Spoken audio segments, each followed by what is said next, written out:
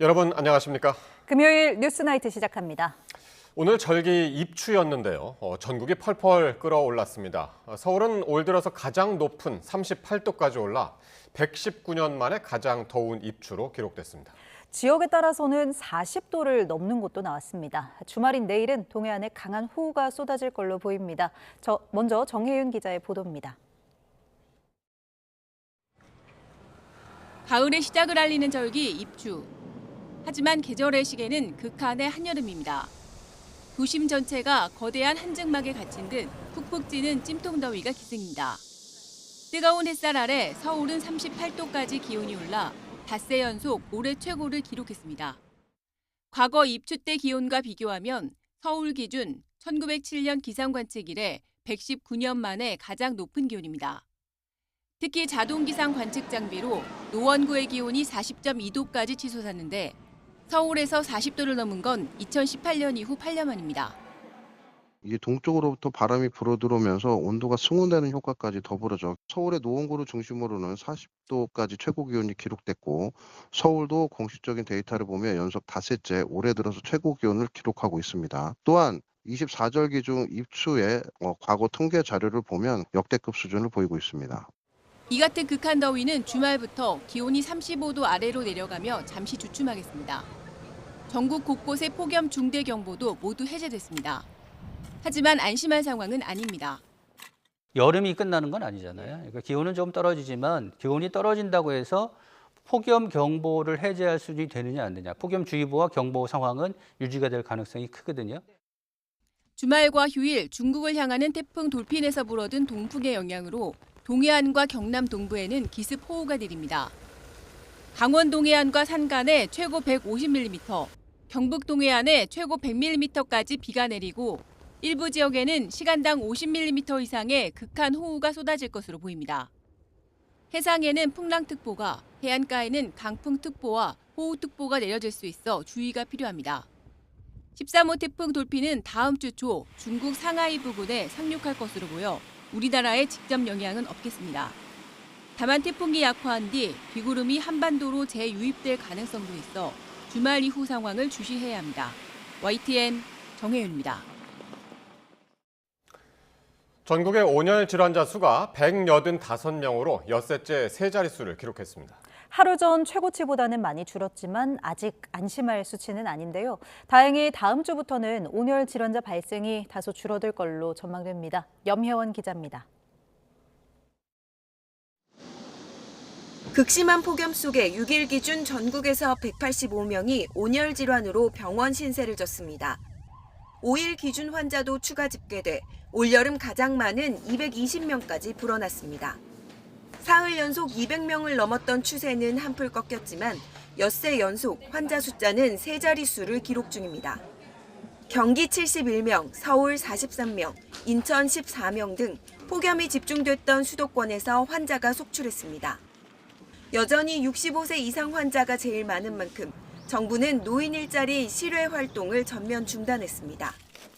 4천여 개 노인 일자리 사업단에 소속된 35만 7천여 명의 근무를 실내로 전환하고 활동 시간도 월 15시간까지 줄일 수 있도록 했습니다. 그나마 다행인 건 이번 주말이 지나면 온열 질환자가 서서히 줄어들 거로 보인다는 점입니다. 질병관리청의 온열 질환 발생 예측치는 현재 전국이 가장 높은 4단계입니다. 시도별로 하루 온열 질환자가 19명 이상으로 예상될 때 내려집니다. 질병청은 다음 주 월요일부터는 전국 온열 질환자 발생 수준이 3단계로 내려갈 거로 내다봤습니다. 강원도와 경상북도는 온열 질환자가 발생할 수도 있는 수준인 1단계까지 내려가고 수도권도 환자 발생이 한 자릿수인 2단계가 될 거로 전망됩니다. YTN 염혜원입니다. 최고 40도까지 올라간 이번 폭염으로 수도권 곳곳의 건설 현장에서는 그야말로 사투가 벌어지고 있습니다.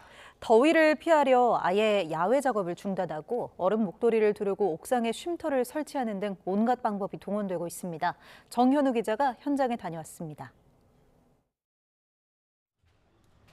쩔쩔 끓는 공사장 한복판. 숨막히는 열기 속 바쁘게 움직이는 손은 땀을 훔칠 시간도 부족합니다. 툭하면 체감 온도가 35도를 넘기는 의정부 아파트 건설 현장. 폭염 지침에 따라 5개 작업은 수시로 멈춥니다. 이번 더위가 제일 더운 것 같아요. 더운 데다가 습해가지고 많이 힘듭니다. 근데 뭐 어쩔 수 없잖아요. 현장 자체에서는 일을 계속 진행해야 되고. 작업자들은 얼음을 가득 채운 비닐 목도리를 만듭니다. 걸치고 물이 분사되는 터널에서 쉬면 잠시나마 더위는 잊힙니다. 다만 태양과 가까워서일까 옥상 공사장은 더 뜨겁게 느껴집니다. 42층짜리 아파트를 짓는 37층 현장에 나와 있습니다. 한창 건설이 진행 중이기 때문에 지금은 이곳이 제일 높은 곳인데요. 보시는 것처럼 일부에만 이렇게 천막이 설치돼 있고 햇빛이 그대로 내리비추는 상황에서 바닥에서 올라오는 열감이 상당히 크게 느껴집니다. 신발을 신고 있는데도 열감을 상당히 느낄 수가 있는 상황인데요. 보시면 이렇게 옥상 작업자들을 위해서 더위 쉼터도 마련해 둔 상황입니다. 직접 한번 들어가 보면은 이렇게 대형 선풍기를 설치해 두었고 이동식 에어컨도 설치해둬서 작업자들이 편하게 쉴 수 있게끔 해두었습니다. 들어오니까 그나마 더위가 가시는 것 같은 느낌이 드는데요. 아무래도 저층부까지 내려가서 쉬기 쉽지 않은 작업자들을 위해서 이렇게 5개 쉼터를 설치해 둔 것이라는 설명입니다. 또 한창 더운 시간을 피해 새벽부터 정오까지로 근무 시간을 조정하고 빙수를 제공하는 등 더위에 맞서기 위한 갖가지 방법이 동원됐습니다. 근로자들이 쉽게 몸을 식힐 수 있고 휴식을 취하고 충전을 해서 작업에 투입할 수 있도록 그렇게 준비를 했습니다. 타설 횟수도 주 5에서 주 4회로 조정해서 근무 시간이라든지 그 업무량을 조정을 좀 했습니다. 그래서 다만 영세한 사업장일수록 휴게 시간 등 폭염 지침이 지켜지기 쉽지 않을 것으로 보이는 만큼 관계 당국의 지속적인 관심도 필요해 보입니다. YTN 정현우입니다. 경남 밀양은 극심한 가뭄으로 농업용수까지 부족한데요. 논에 물을 대려 이 산불 진화 차량까지 지원에 나섰습니다. 이런 가운데 지자체가 예정된 물축제를 강행해 논란이 일고 있습니다. 임형준 기자가 보도합니다. 공중을 가른 세찬 물줄기가 별을 적십니다. 물을 뿜은 건 산불 진화 차량의 방사포. 저수지가 바닥을 드러낼 정도로 심각한 가뭄을 겪는 경남 밀양에 농업용수를 공급하는 모습입니다. 산림청은 산불 진화 차량 22대를 투입해 하루 최대 물 500톤가량을 공급합니다. 산불 열기 속에서 화마와 악전 고투했던 진화 대원들은 이제 여름 열기 속에서 가뭄과 싸웁니다. 산불 진화 차량을 이용해서 대대적으로 이렇게 농가에 급수 지원을 하는 것은 아마 처음일 거라고 생각합니다. 이 뜨거운 태양볕 아래서 정말 열심히 급수 지원을 하고 있습니다. 같은 날 밀양 도심 강변에 마련된 물놀이장. 일요일까지 열리는 지역 물축제가 한창입니다. 더위를 식히는 시민들은 즐겁겠지만 심각한 가뭄이 이어지고 있어서 물을 쓰는 행사를 바라보는 시선은 곱지 않습니다. 가뭄이 너무 심한데 물축제를 하는 것이 조금 좀 마음적으로 안 편하네요. 그래서 조금 자중해 줬으면 좋겠습니다. 행정기관에 농민들한테 좀 관심을 많이 가지시고. 가뭄 속에서 축제를 강행한 밀양시는 지역경제 활성화 등을 고려했다는 입장입니다. 다만 축제 기간 물 사용량을 줄였고 물을 많이 쓰는 일부 프로그램을 취소했다고 밝혔습니다. 고심 끝에 축제를 취소를 하는 것보다는 조금 물을 절약할 수 있는 절수형 축제로 개최를 하는 게 더 바람직하다라는, 앞으로도 이 물을 더 활용할 수 있는 방법을 남은 기간 동안에 조금 더 찾아보도록 그렇게 하겠습니다. 가뭄 여파로 농업용수 제한 급수까지 이루어지고 있는 밀양. 한 지역에서 가뭄과 물놀이 축제가 동시에 벌어지는 어색한 광경이 연출되고 있습니다. YTN 명준입니다. 네, 119년 만에 가장 더운 입추로 기록된 서울 폭염이 절정에 달한 가운데 이 밤더위도 극심합니다. 이 시간에도 서울은 무더운 열기가 이어지고 있습니다. 자세한 날씨 기상캐스터 연결해 알아봅니다. 맹희정 캐스터. 네, 홍대거리에 나와 있습니다. 네, 지금은 어떤가요? 지금도 많이 덥다고요? 네, 밤 10시를 향해 가는 지금 여전히 후끈합니다. 지금도 서울은 33도 안팎을 웃돌고 있는데요. 얼마나 더위가 심한지 보여드리기 위해서 제가 지금 들고 있는 열화상 카메라로 홍대거리 곳곳을 비춰봤습니다. 도심 곳곳이 붉게 보입니다. 한낮에 50에서 60도까지 올랐던 지면의 온도는 아직도 40도 안팎으로 열기가 쉽게 사라지지 않고 있는 모습입니다. 오늘 서울이 한낮 38도까지 오르면서 닷새째 올해 최고 기온을 경신하고 있습니다. 밤에도 더욱 기온이 높은데요. 밤 사이에 기온이 30도 이하로 떨어지지 못한다면 서울에 올해 첫 초열대야가 나타날 가능성이 있겠습니다. 전국 곳곳에 열대야주의보가 내려진 가운데 내일 아침 대전과 대구, 광주가 26도로 역시 밤더위가 예상됩니다. 서울은 17일째 열대야가 지속될 것으로 보입니다. 2주 만에 폭염 중대경보는 모두 해제됐지만 여전히 대부분 지역에는 폭염 경보와 주의보가 내려져 있는데요. 내일 한낮 기온은 서울 35도, 대전 36도로 극한 더위는 다소 꺾이겠습니다. 주말에는 동해안과 제주를 중심으로 비가 내리겠고 서쪽 지역은 33에서 35도 안팎의 더위가 계속되겠습니다. 밤에도 더위가 식지 않아 푹 잠들기가 어려운 요즘입니다. 에어컨을 계속 틀기 어렵다면 통풍이 잘 되는 잠옷을 착용하시고 또 냉감 소재의 침구를 사용하시는 게 좋겠습니다. 지금까지 홍대거리에서 YTN 맹희정입니다. 8.3 부동산 세제 개편안을 둘러싼 정치권 논의가 점입가경입니다. 여야가 공방을 주고받는 가운데 여당 의원이 청년 주택 공급책 대안으로 버려지는 버스를 제안해 논란이 일고 있습니다. 박희재 기자가 보도합니다.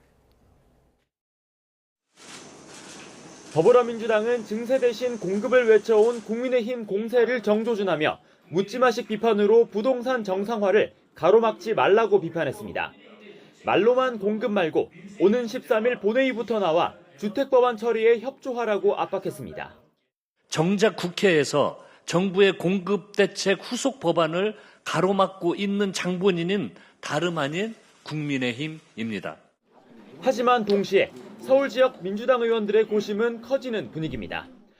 비거주 1주택자에 대한 문제 제기가 잇따르는 점, 정책 취지와 달리 세부담이 비교적 덜한 가격대 주택에 투기가 몰리는 점을 살펴야 한다는 겁니다. 한강벨트 쪽에 계신 이제 의원님 중에 한 분이 실거주와 비거주 사이에 있어서의 세금 부담의 격차가 좀 큰 것 같다, 이제 이런 얘기를 이제 하셨고요. 이런 분위기를 감지한 듯 국민의힘은 비거주 1주택을 고리로 여권을 맹폭했습니다. 자녀 학업이나 직장 문제 등으로 인한 비거주 사례를 읊으면서 거주 이전의 자유를 박탈하는 거라 날을 세웠습니다. 잘 살던 집에서 쫓겨나거나 울며 겨자 먹기로 폭등한 전월세를 감당해야 합니다. 이게 이재명 대통령이 말하는 부동산 정상화입니까? 정책 여파로 셋집에 사는 무주택자, 청년이 쫓겨나거나 세부담이 전가될 수 있다는 점도 거듭 짚었습니다. 마용성이라든지 한강 주변으로 이제 전부 갈아타는 분들이 많고 덜 똘똘한 채가 이제 더 똘똘한 채가 되고, 민주당과 오세훈 서울시장 사이에 공방도 벌어졌습니다. 주택 공급 절벽 시장 장본인이다. 공급 기반을 무너뜨린 건 민주당 시정이다. 설전을 주고받았습니다. 이런 가운데 여당 의원이 부동산 공급책 대안으로 폐기되는 버스를 거론해 논란이 일고 있습니다. 민주당 황희 의원이 SNS에 해외 사례를 거론하며 폐버스를 청년주택으로 삼자고 제안한 건데 비판이 본물 터지듯 쏟아지면서 결국 게시글을 지웠습니다. 보수 야권에선 청년을 도로 위에 난민으로 만들 셈이냐고 직격했고 범여권에서조차 비판이 속출했습니다. 살얼음판 같은 부동산 민심 속에 대형 악재가 될까 여야 모두 공방의 사활입니다. 시장과 여론 흐름에 따라 향후 국회에서의 세제 개편안 심사 논의의 폭과 변수는 커질 것으로 보입니다. YTN 박희재입니다.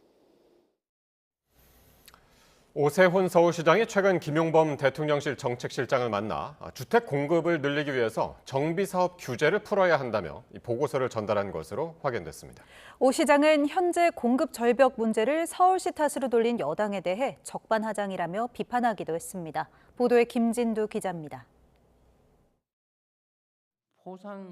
지난달 국무회의에 참석한 오세훈 서울시장은 제대로 된 발언권을 얻지 못한 채 이런 지시를 받았습니다.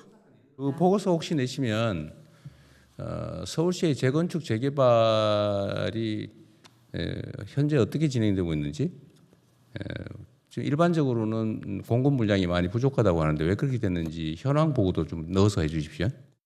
서울시장은 지난 5일 김용범 대통령실 정책실장을 만난 자리에서 관련 보고서를 전달한 것으로 확인됐습니다. 서울시는 보고서에서 현재 공급 절벽 원인으로 박원순 전 시장 때 도시 재생을 강조하며 정비구역 389곳을 해제하고 신규 지정 문턱을 높인 것을 꼽았습니다. 이런 탓에 43만 호에 달하는 잠재적 공급 물량이 사라졌고 2016년부터 2020년까지 재개발 구역으로 새롭게 지정된 곳이 한 곳도 없었다는 겁니다. 여기에 이재명 정부의 이주비 대출 제한 등 각종 금융 규제로 재건축 재개발 여건까지 나빠졌다고 지적했습니다. 이에 민간 정비 사업을 가로막는 규제를 걷어내야 대규모 공급이 가능하다고 강조했습니다. 이를 위해 이주비 대출 규제를 완화하고 용적률 법적 상한을 올리는 방안 등을 제시했습니다. 정부에서 공급이 닭공을 얘기할 정책이면 반드시 이주비는 좀 완화를 하는 게 사업비는 지원하는 것이 맞다라고 저희들은 시에서 강력히 정부에 요청을 했습니다. 재개발의 또한 동의율도 조금 재건축자랑 5% 정도는 완화할 필요가 있다. 이와 별개로 여당에서 주택 공급 부족 책임론을 서울시에 돌린 것에 대해서는 적반하장이라며 날을 세웠습니다. 오세훈 시장은 SNS에 올린 글에서 공급 절벽에 대해 석고 대제에도 모자랄 상황에 남 탓과 왜곡된 주장을 되풀이하고 있다며 이번 보고서 내용을 거듭 언급했습니다. YTN 김진두입니다. 구윤철 부총리 겸 재정경제부 장관이 부동산 관련 대출 규제를 완화해야 한다는 주장과 관련해 애로 해소를 위해 핀셋 지원을 고민 중이라며 조만간 대책을 내놓겠다고 밝혔습니다.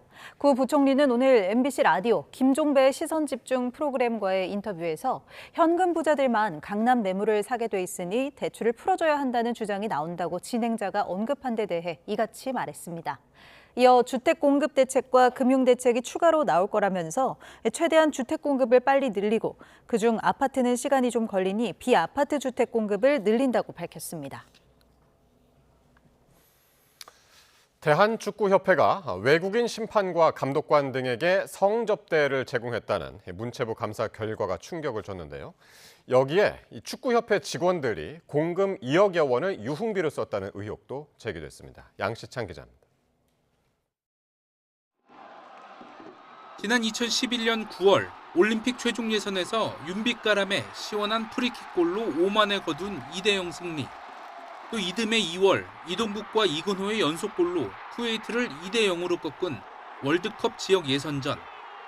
2016년 문체부 감사에서 심판에게 성접대를 한 것으로 드러난 경기들입니다. 쿠웨이트전이 굉장히 어려운 승부였지만은 작은 산이라고 생각합니다. 이제 앞으로 큰 산들이 많이 남아 있고. 비단 이 두 경기만이 아닙니다. 2011년 3월부터 1년 동안 축구협회가 외국인 심판과 감독관 등 10여 명에게 제공한 것으로 드러난 성접대 경기는 모두 7경기, 8차례에 달합니다. 진선미 의원실에서 제공한 자료에 따르면 축구협회는 이 같은 사실을 숨기기 위해 식사 접대나 경기 후 음주 등 허위로 서류를 작성해 결제한 것으로 드러났습니다. 월드컵과 올림픽 예선 3경기를 포함한 이 경기들에서 우리나라가 거둔 성적은 5승 2무, 무패였습니다. 경기 흐름을 바꿀 만한 결정적인 오심이 발견되진 않았지만 성접대를 제공했다는 사실만으로도 스포츠의 공정성을 심각하게 해쳤다는 비판을 피하기 어려운 상황입니다. 여기에 이 시기 축구협회 직원 18명이 법인카드로 골프장과 유흥주점, 안마시술소 등에서 1,500여 회에 걸쳐 2억 1,600만 원을 결제해 사적으로 유용했다는 의혹도 추가로 제기됐습니다. 축구협회는 2013년 이후 클린카드 시스템을 도입해 법인카드의 부적절한 사용은 불가능해졌다고 해명했습니다. 축구협회의 비위 행위가 드러났지만 국제축구연맹 윤리강령은 위반 행위에 대해 5년에서 10년의 시효를 두고 있어 피파 차원의 징계는 없을 전망입니다. YTN 양시창입니다.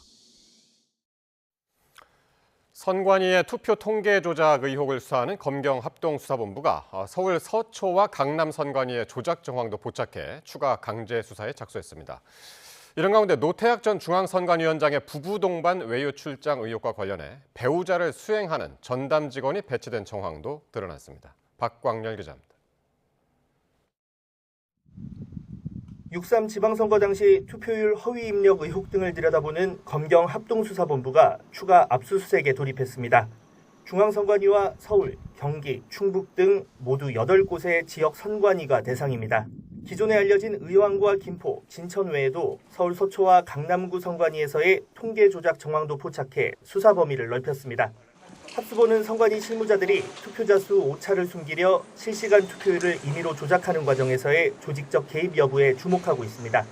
실제 중앙선관위 관계자는 지방선거 당일 아침 일종의 조작 지침을 내린 거로 파악됐습니다. 투표자 수 오류를 수정하지 않는 걸 원칙으로 하고 큰 오류가 없는 한 가감해서 보고가 가능하다는 취지의 이메일을 시도선관위에 전파한 건데 해당 관계자는 피의자로 입건됐습니다. 합수본은 또 지역선관위의 투표자 수 수정 문의에 중앙선관위 측이 구체적 통계 조작 방식과 수치가 담긴 엑셀 파일을 보낸 기록도 확보했습니다. 노태학 전 중앙선관위원장의 부부 동반 외유성 출장 의혹 수사도 속도를 내고 있습니다. 과거 노 전 위원장의 부부 동반 출장에서 배우자 비공식 일정 수행을 위한 선관위 전담 직원이 동원된 정황을 포착했습니다. 출장 보고서에는 해당 직원이 공식 일정에 참석했다고 명시됐지만 실제로는 배우자 별도 일정에 동행한 거로 확인됐습니다. 합수본은 출장지에서의 업무 활동 자료와 관계자 조사 등을 토대로 구체적 내용을 조사한다는 계획입니다. YTN 박광렬입니다. 경찰청은 오늘 개정 형사소송법 후속조치 TF 첫 회의를 열고 다음 달부터 상피제를 시행하기로 했습니다. 상피제는 자신의 배우자나 직계 존비속 관련 사건은 다른 경찰관서에 맡기는 제도입니다. 또 하반기 인사에 맞춰 내부 비리 수사대를 출범하고 국가수사본부장 감독을 받던 수사감찰 기능을 인권감사관실로 이관해 외부 민간 개방직의 지휘를 받도록 만든다는 방침입니다. 강세로 장을 연 코스피가 장중 하락 전환에 이틀 연속 약세 마감했습니다. 닷새 연속 상승세를 보였던 코스닥도 장중에서 하락 전환하며 다시 800선 아래로 내렸습니다. 윤태인 기자가 보도합니다. 1.09% 오른 6,365로 장을 연 코스피는 밤사이 미국 증시의 약세 마감에도 장 초반 오름세를 보이며 한때 6,415선까지 올랐습니다. 하지만 이내 하락 전환한 뒤 개인과 기관의 순매수에도 기세를 되찾지 못하고 전장보다 0.6%, 38포인트가량 내린 6,259에 마감했습니다. 이란이 적대국 선박의 호르무즈 해협 통항금지 법안을 검토한다거나 예멘 후티 반군이 사우디를 공격했다는 소식 등으로 국내 증시에 대한 투자 심리가 악화한 것으로 풀이됩니다. 코스피 대형주를 보면 삼성전자는 0.22% 강보합인 23만 원대에 마감했지만 SK하이닉스는 4.88% 급락한 142만 원 선에서 거래를 마치는 등 반도체주가 반등에 실패했습니다. 특히 주주 환원책에 대한 실망감이 SK하이닉스 주가 하락의 이유라는 분석이 나옵니다. 30포인트 좀 넘게 빠졌잖아요. 근데 이제 하이닉스 한 종목이 한 60포인트 넘게 60포인트 정도의 하락을 보였어요. 그러니까 하이닉스가 만약에 보합을 보였으면 오히려 상승을 한 모습이라고 보시면 될 것 같아요. 배당이 원래 계속적으로 해왔었으니까. 근데 구체적인 다른 더 많은 것들을 좀 바라고 있는데. 이런 가운데 장중 하락 전환한 코스닥은 개인의 순매수에도 외국인과 기관의 매도세에 0.36% 내린 799의 거래를 마치며 6거래일 만에 하락 마감했습니다. 원달러 환율은 오후 3시 반 기준으로 1,416.1원에 거래됐습니다. YTN 윤태인입니다. 이란은 오만과의 협상에 따라 사실상 호르무즈 해협의 통제권을 쥐고 통행료 성격의 비용까지 부과하겠다고 밝혔습니다. 트럼프 대통령은 아직 합의한 건 아니라면서도 전쟁은 곧 끝날 거라고 밝혔습니다. 신윤정 특파원이 보도합니다. 이란 반관영 파르스 통신은 이란 외무부 소식통을 인용해 이란과 오만 간 협상 틀에 따라 호르무즈 해협 운영 방안이 마련됐다고 보도했습니다. 초기 일정 기간에는 이란 측 북쪽 항로와 오만 측 남쪽 항로를 이용하되 이후 모든 선박이 해협 중앙 통항로만 이용하도록 하겠다는 계획입니다. 해협 진입은 이란이 단독으로, 출항은 오만과 공동으로 관리하겠다고 밝혔고 서비스 비용 명목의 수수료도 징수하겠다고 주장했습니다.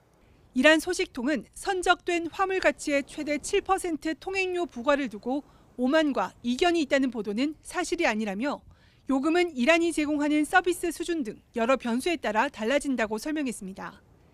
조속한 해협 재개방을 언급했던 트럼프 미 대통령은 아직 합의가 이뤄졌다고 말하고 싶진 않다면서 구체적인 언급을 피했습니다. 그러면서도 이란 전쟁은 꽤 빨리 끝날 것으로 생각한다며 낙관적인 전망을 제시했습니다. I think it's going to end pretty soon. I don't think they can go much longer. Yeah, please. Has a deal been reached to reopen the Strait of Hormuz? Well, I don't want to say it has been. 트럼프 대통령은 또 미군이 막대한 규모의 탄약을 보유하고 있지만 일부 무기 재고는 다소 빠듯한 상황이라는 점을 인정했습니다. We have others where it's a little bit tighter, and we're getting them in on a daily basis. 이런 가운데 이란 의회가 미국과 이스라엘 선박의 호르무즈 해협 통항을 금지하는 법안을 추진한다는 소식에 국제 유가는 상승세로 돌아섰습니다. 미국의 무기 재고가 충분치 않은 상황에서 이란이 호르무즈 해협 통제권과 통행료 부과를 고집함에 따라 트럼프 대통령의 고심이 깊어질 전망입니다. 워싱턴에서 YTN 신윤정입니다. 도널드 트럼프 미국 대통령이 자녀에게 시민권을 안겨주려는 외국인들의 원정 출산 관행에 다시 한번 칼을 빼들었습니다. 지난 6월 대법원 위헌 판결로 출생 시민권 폐지안이 막히자 관광비자를 악용한 입국을 원천 봉쇄하는 우회로를 택했습니다. 권영희 기자가 보도합니다. 백악관은 미국 영토 내 출산을 목적으로 한 외국인의 비이민 비자 발급과 입국을 전면 금지하는 행정명령을 발표했습니다. 연방 대법원이 트럼프 행정부의 출생 시민권 금지 조치에 제동을 건 지 한 달여 만에 출산 관광 차단이라는 새로운 카드를 꺼내든 겁니다. 트럼프 대통령은 부유층들이 제도의 허점을 이용해 시민권을 사들이고 있다며 이번 조치의 정당성을 강조했습니다. What's happening now, if people are building businesses around it, from wealthy people are building businesses around birthright citizenship. That's not the way it's supposed to work. It's a disgrace. They're buying their way in. 행정명령 발동에 따라 미 국무부와 국토안보부는 원정 출산이 의심되는 외국인의 비자를 취소하거나 추방할 수 있게 됩니다. 특히 당사자뿐만 아니라 원정 출산을 돕는 알선 업체와 브로커 등 관련 단체에도 강력한 법적 제재를 가하기로 했습니다. Is for the first time ever in American history to ban birth tourism. But the real reason they're here is to have a child, to make that child an automatic citizen, leave our country, and then have a U.S. citizen child. 이와 별도로 외국 정부 공무원이나 외교관, 적성국 소속 인사가 미국에서 낳은 자녀에게도 시민권 부여를 원천 배제하는 명령도 함께 내려졌습니다. 백악관은 대법원 판례와 상충하지 않는 합법적 조치라고 주장했지만 현지 언론들은 곧바로 무효 소송이 잇따를 것으로 전망하고 있습니다. 이번 조치로 외국인 임신부의 미국 입국 심사는 한층 깐깐해질 전망입니다. 괌이나 하와이 등으로 향하는 순수한 태교 여행까지 차질을 빚을 수 있다는 우려가 나옵니다. 대법원 제동에도 출생 시민권 제한을 강행한 것은 11월 중간 선거를 노린 지지층 결집용 포석으로 풀이됩니다. YTN 권영입니다.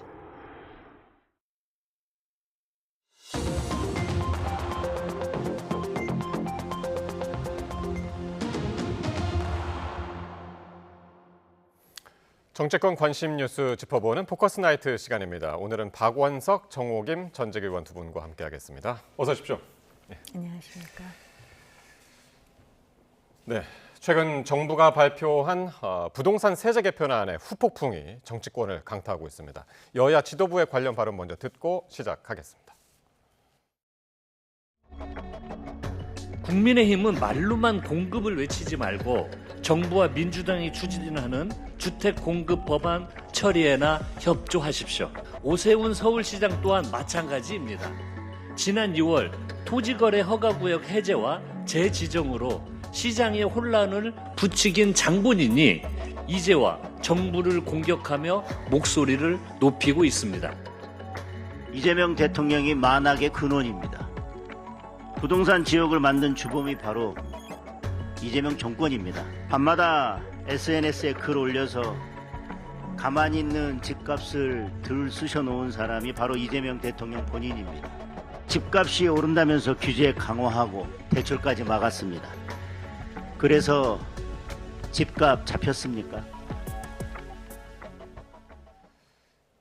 예, 여야가 불안정한 부동산 시장에 대한 책임을 서로 떠넘기고 있는 듯한 모습입니다. 민주당에서는 오세훈 시장한테, 야당에서는 지금 이제 이 정부한테 어떻게 보셨나요? 낯설지 않은 풍경이긴 한데요. 근데 이제 공급 부족 책임을 따지자면 어느 일방에게만 있다고 보기는 어렵습니다. 사실은 현 정부가 약속했던 어떤 주택 공급 공약도 지금 추이로 봤을 때 지켜지기 어렵고, 오세훈 시장이 그 서울시장 선거 출마하면서 제시했던 공약도 거의 지켜진 게 없습니다. 그 얘기는 바꿔 말하면 그만큼 서울 수도권의 주택 공급이 쉽지 않은 그런 상황이라는 것을 의미하고요. 지금 핵심적인 이견은 민간 주거 정비 사업에 대한 규제를 풀어라. 이게 이제 오 시장 측의 요구입니다. 그래서 재건축 재개발을 서울에서 대대적으로 해야 지금 막혀 있는 주택 공급이 풀릴 수 있다라는 주장인 거고, 그러나 정부에서는 실제 재건축 재개발이 주택 공급이 순증하는 이제 그런 규모가 그렇게 크지 않다. 왜냐하면 대규모 주택 멸실을 동시에 진행하기 때문에 플러스 마이너스를 따지면 그게 그렇게 큰 효과를 나타내지는 않는다. 게다가 이제 재건축 재개발이라는 것은 필수적으로 이제 투기를 동반할 가능성, 대대적인 부동산 가격 상승과 그 부작용도 한편으로는 염두에 둬야 되기 때문에 그게 꼭 능사는 아니다. 이런 핵심적인 이견이 있어요. 다만 이게 절충 가능성이 없는 거냐, 저는 그렇지는 않다고 생각해요. 그러니까 정부의 주택 공급 계획 속에도 서울 시내에 있는 공공 유휴 부지를 주택 공급에 활용하는 것뿐만이 아니라 일정하게는 주거 정비 사업과 관련돼서 지금 현행 진행되고 있는 규제나 아니면 지나치게 느린 속도나 이런 것들을 어느 정도는 제가 보기에 좀 숨통을 틔울 필요가 있다고 생각해서 오늘 아마 회의에서도 아직 내용이 구체적으로 알려지고 있지는 않지만 그런 내용까지 포함해서 검토가 되지 않았을까 그렇게 예상을 합니다. 지금 박 의원께서 이제 전반적인 이 부동산 시장과 관련해서 여야의 입장들, 서울시와 정부의 이제 입장 이런 거는 이게 정리를 해주셨는데, 지금 말씀하신 대로 기본적으로 여야 사이에 그리고 정부하고 이제 서울시의 오세훈 시장 사이에 공급 방식에 대한 기본적인 인식이 좀 다른 것 같아요. 공급해야 된다라는 거에는 인식을 공유하고 있거든요. 근데 방식이 다른데요. 제가 이제 갑작스럽긴 하지만 제안을 하자면 지금 정부가 하겠다라는 거 있지 않습니까? 용산이라든지 태릉 공급 계획. 그다음에 오세훈 시장은 2031년까지 31만 호를 착공하겠다고 하면서 그동안 재건축 재개발 약속을 시행하지 못한 것은 중앙정부가 규제를 했기 때문이다 이렇게 주장을 하고 있거든요. 그러니까 그거를 보고서를 지금 오세훈 시장이 김용범 실장을 통해서 왜 이렇게 정비 계획대로 되지 않았는지에 대한 보고서를 냈다 그러는데 그 보고서 국민들 바빠서 읽을 시간은 없고요. 요약해서 정부도 그렇고 그다음에 서울시도 그렇고 요약해서 공표해 주세요. 그럼 국민들, 특히 서울 시민들이나 서울시에 살고 싶은 사람들이 판단할 권리가 있지 않겠습니까? 그렇게 하는 게 맞는 것 같고요. 지금 어쨌든 요번에 문제가 된 거는 공급 계획도 지금 그렇지만 실제로 이 세제 개편과 관련해 갖고 불만이 팽배했던 것입니다. 그러면서 이 세제 개편은 집값 잡는 거하고 상관없이 조세 형평성을 위해서 그렇다 그러지만은 당장 많은 시민들이 이거 자체가 집값을 불안정하게 만든다라고 생각을 하고 있고 서로 책임을 떠넘기지만 보수 정권 하에서 그리고 소위 민주당 정권 하에서 집값에 오르는 이 날카로움, 그러니까 경사 어느 쪽이 더 높았는지 이것도 간단하게 확인할 수 있는 일 아니겠습니까? 지금은 서로가 서로를 향해서 비판을 할 그런 상황은 아닌 것 같습니다. 협조해서 그거 요약해서 보고하시고 그다음에 각자의 방법으로 집을 공급해 보시기 바랍니다. 이렇게 싸우는 거 국민들이 원하지 않을 것 같은데요. 알겠습니다. 그럼 오늘 있었던 이제 정부 회의 요 잠깐 이따가 얘기를 할 텐데, 오늘 민주당에서 아주 놀라운 대안이 하나가 나왔는데요.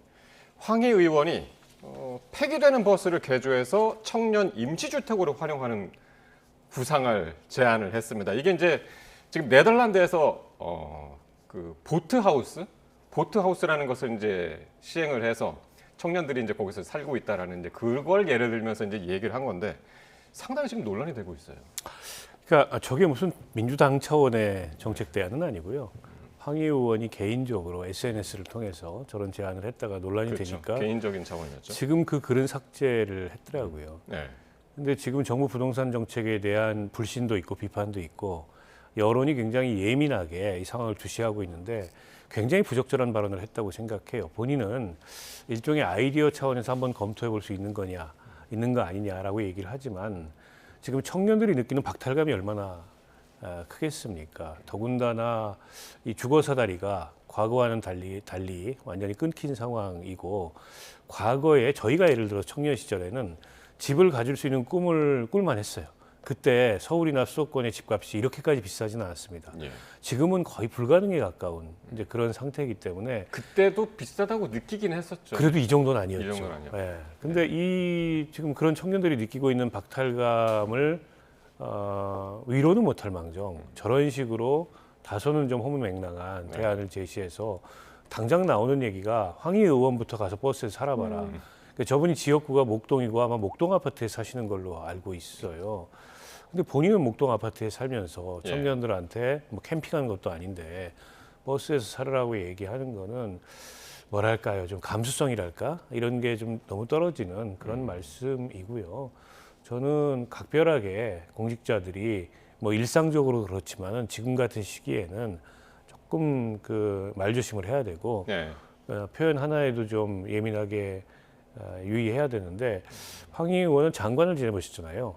그 정부 정책이 어떤 정책들이 입안이 되고 그 정책이 어떤 효과에 미치는지 모르는 분이 아닌데 그런데 더더군다나 저런 말씀을 해서 논란을 일으키는 게 유감스럽습니다. 예. 요 이야기를 이제 그 SNS에 올리면서 황희 의원이 리모델링 비용을 이제 한 대에 한 5천만 원 이 정도로만 잡아도 만 세대면은 전체 5천억 원이면은 이제 충분하다 이렇게까지 이제 올렸는데 정 의원님은 어떻게 보셨어요?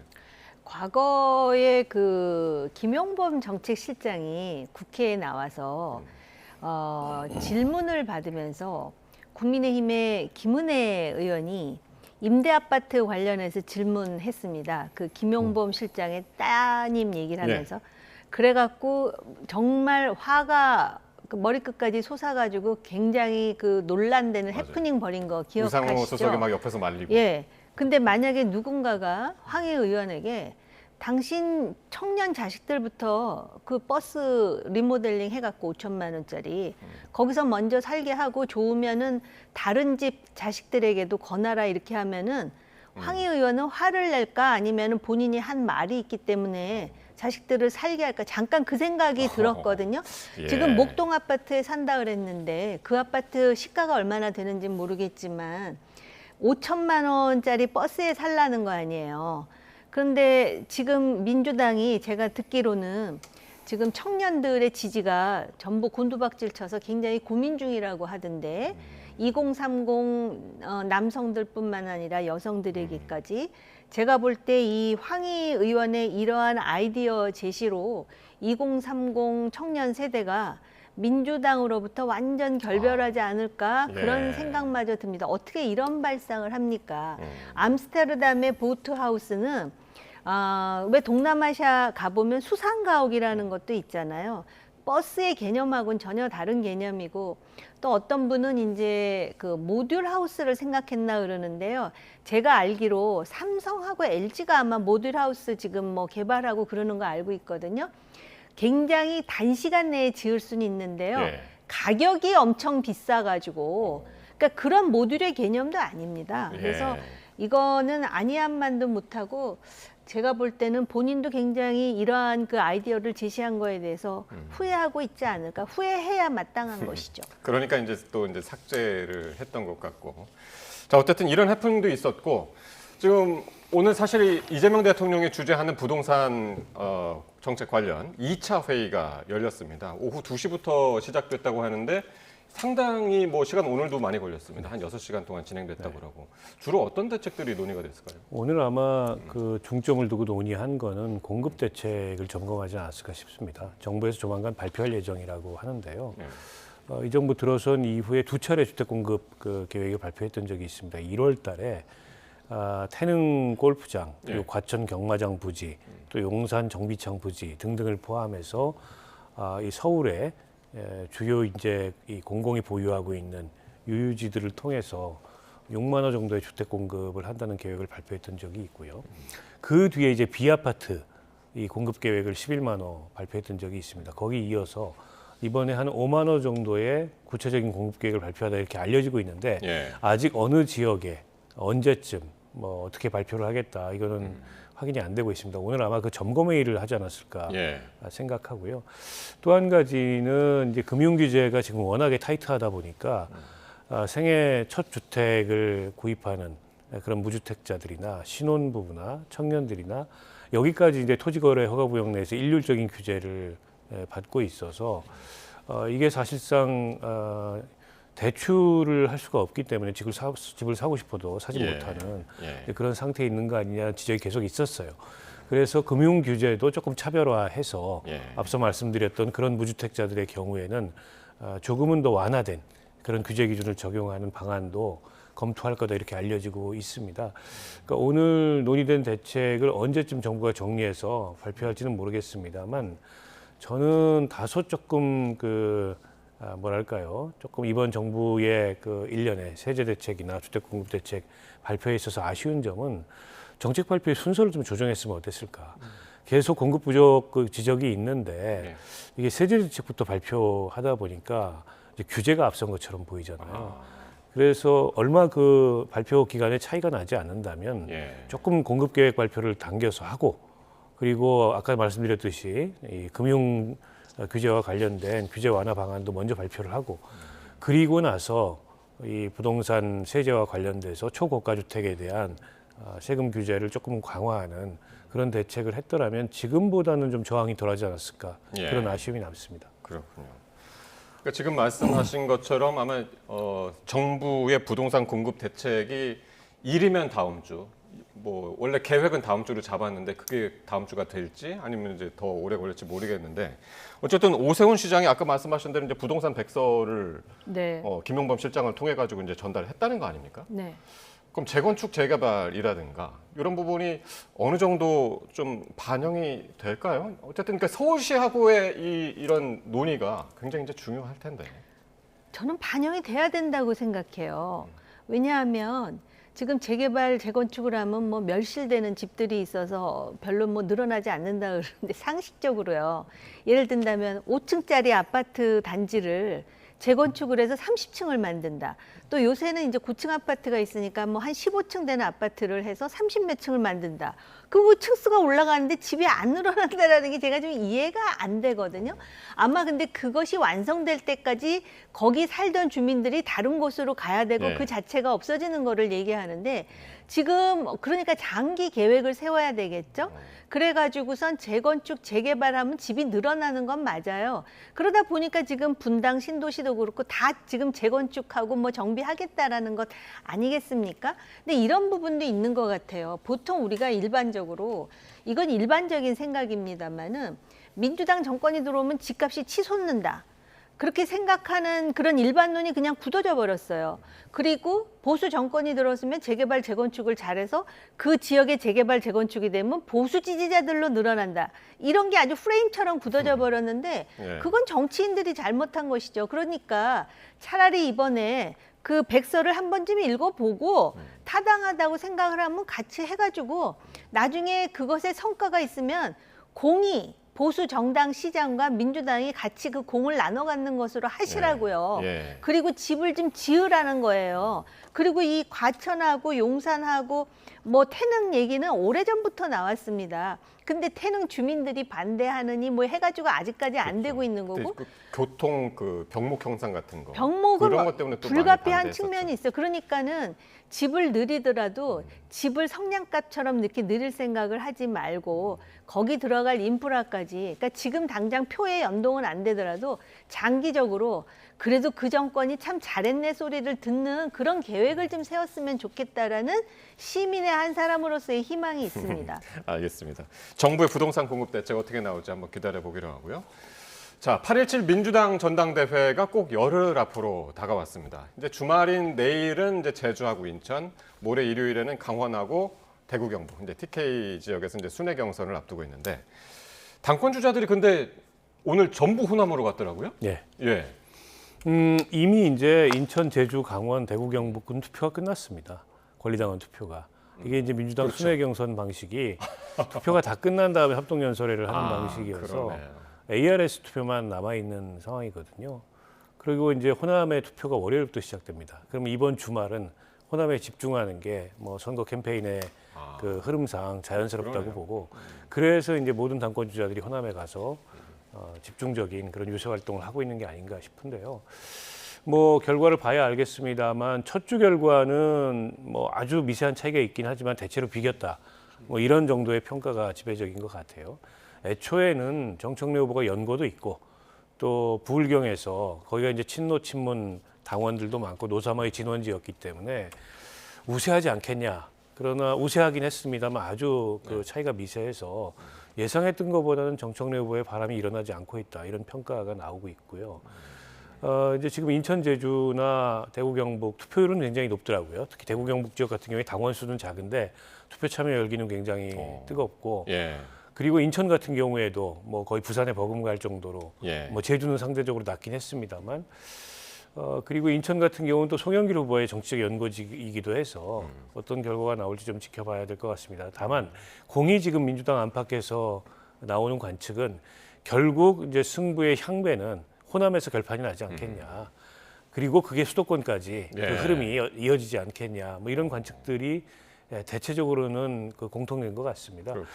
그래서 결국은 다음 주 초반에 호남에서 어느 정도 투표율 그리고 그 투표 참여한 사람들의 분위기 이런 것들이 어떻게 읽힐지 그게 좀 주목되는 상황이 아닌가 싶습니다. 그러니까 지금 말씀하신 대로 내일 이게 제주하고 인천, 모레 강원, 대구, 경북이 다 합쳐도 이게 전체의 한 11% 네. 정도 차지한다고 그러고 지금 말씀하신 대로 호남하고 수도권이 이제 상당 부분을 차지해서 최대 승부처 어디로 보세요? 호남 아니겠습니까? 그러니까 이제 이러한 장면을 보면서 국힘도 마찬가지인데요. 결국은 대한민국의 주요 양당이 아직까지도 인구 비례와 관련해가지고 당원의 분포하고 그다음에 유권자의 분포가 다르다는 걸 우리가 확인할 수가 있죠.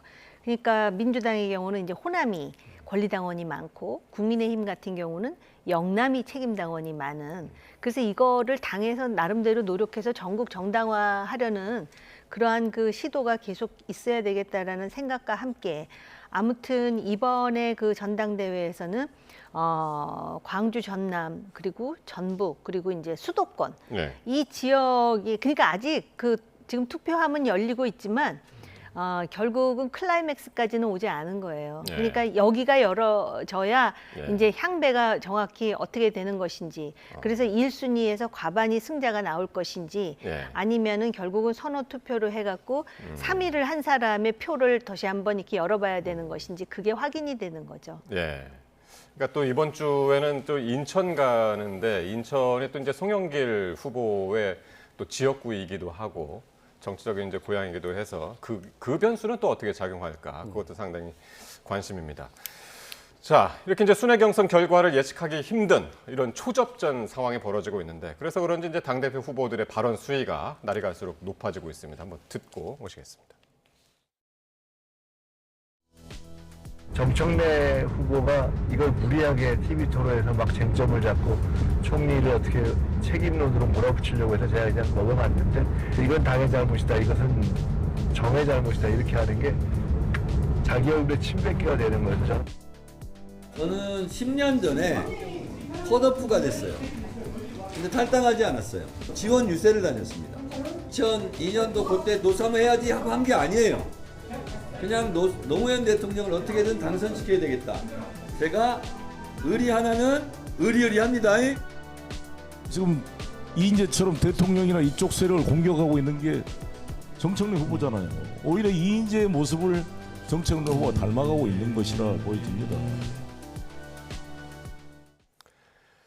자, 보신 것처럼 이제 ETF 책임론이라든가 또 탈당 이력 등을 놓고 연일 날선 공방을 벌이고 있습니다. 당 일각에서는 이래서 이제 전당대회가 이제 끝나더라도 당이 극심한 내홍에 시달릴 수 있다라는 이제 전망들이 나오고 있어요.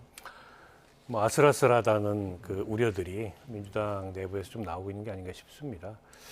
그 뭐 세 분 다 사실은 당 대표를 지내신 분, 총리를 지내신 분, 대표적인 민주당의 중진 정치인들이고 때문에 조금 책임 있는 경쟁을 해야 되는데 너무 이 선이 없이 막 나가는 거 아니냐. 근데 이런 우려도 있어요. 특히 이제 2차 토론을 보면서 많은 분들이 그런 걱정을 한 것 같아요. 예. 그러니까 정청래 후보는 김민석 후보를 향해서 뭐 신천지 등등에 대해서 허위사실 유포하고 있다면서 다 제명하겠다. 제명이라기보다 윤리위에 회부해서 징계하겠다.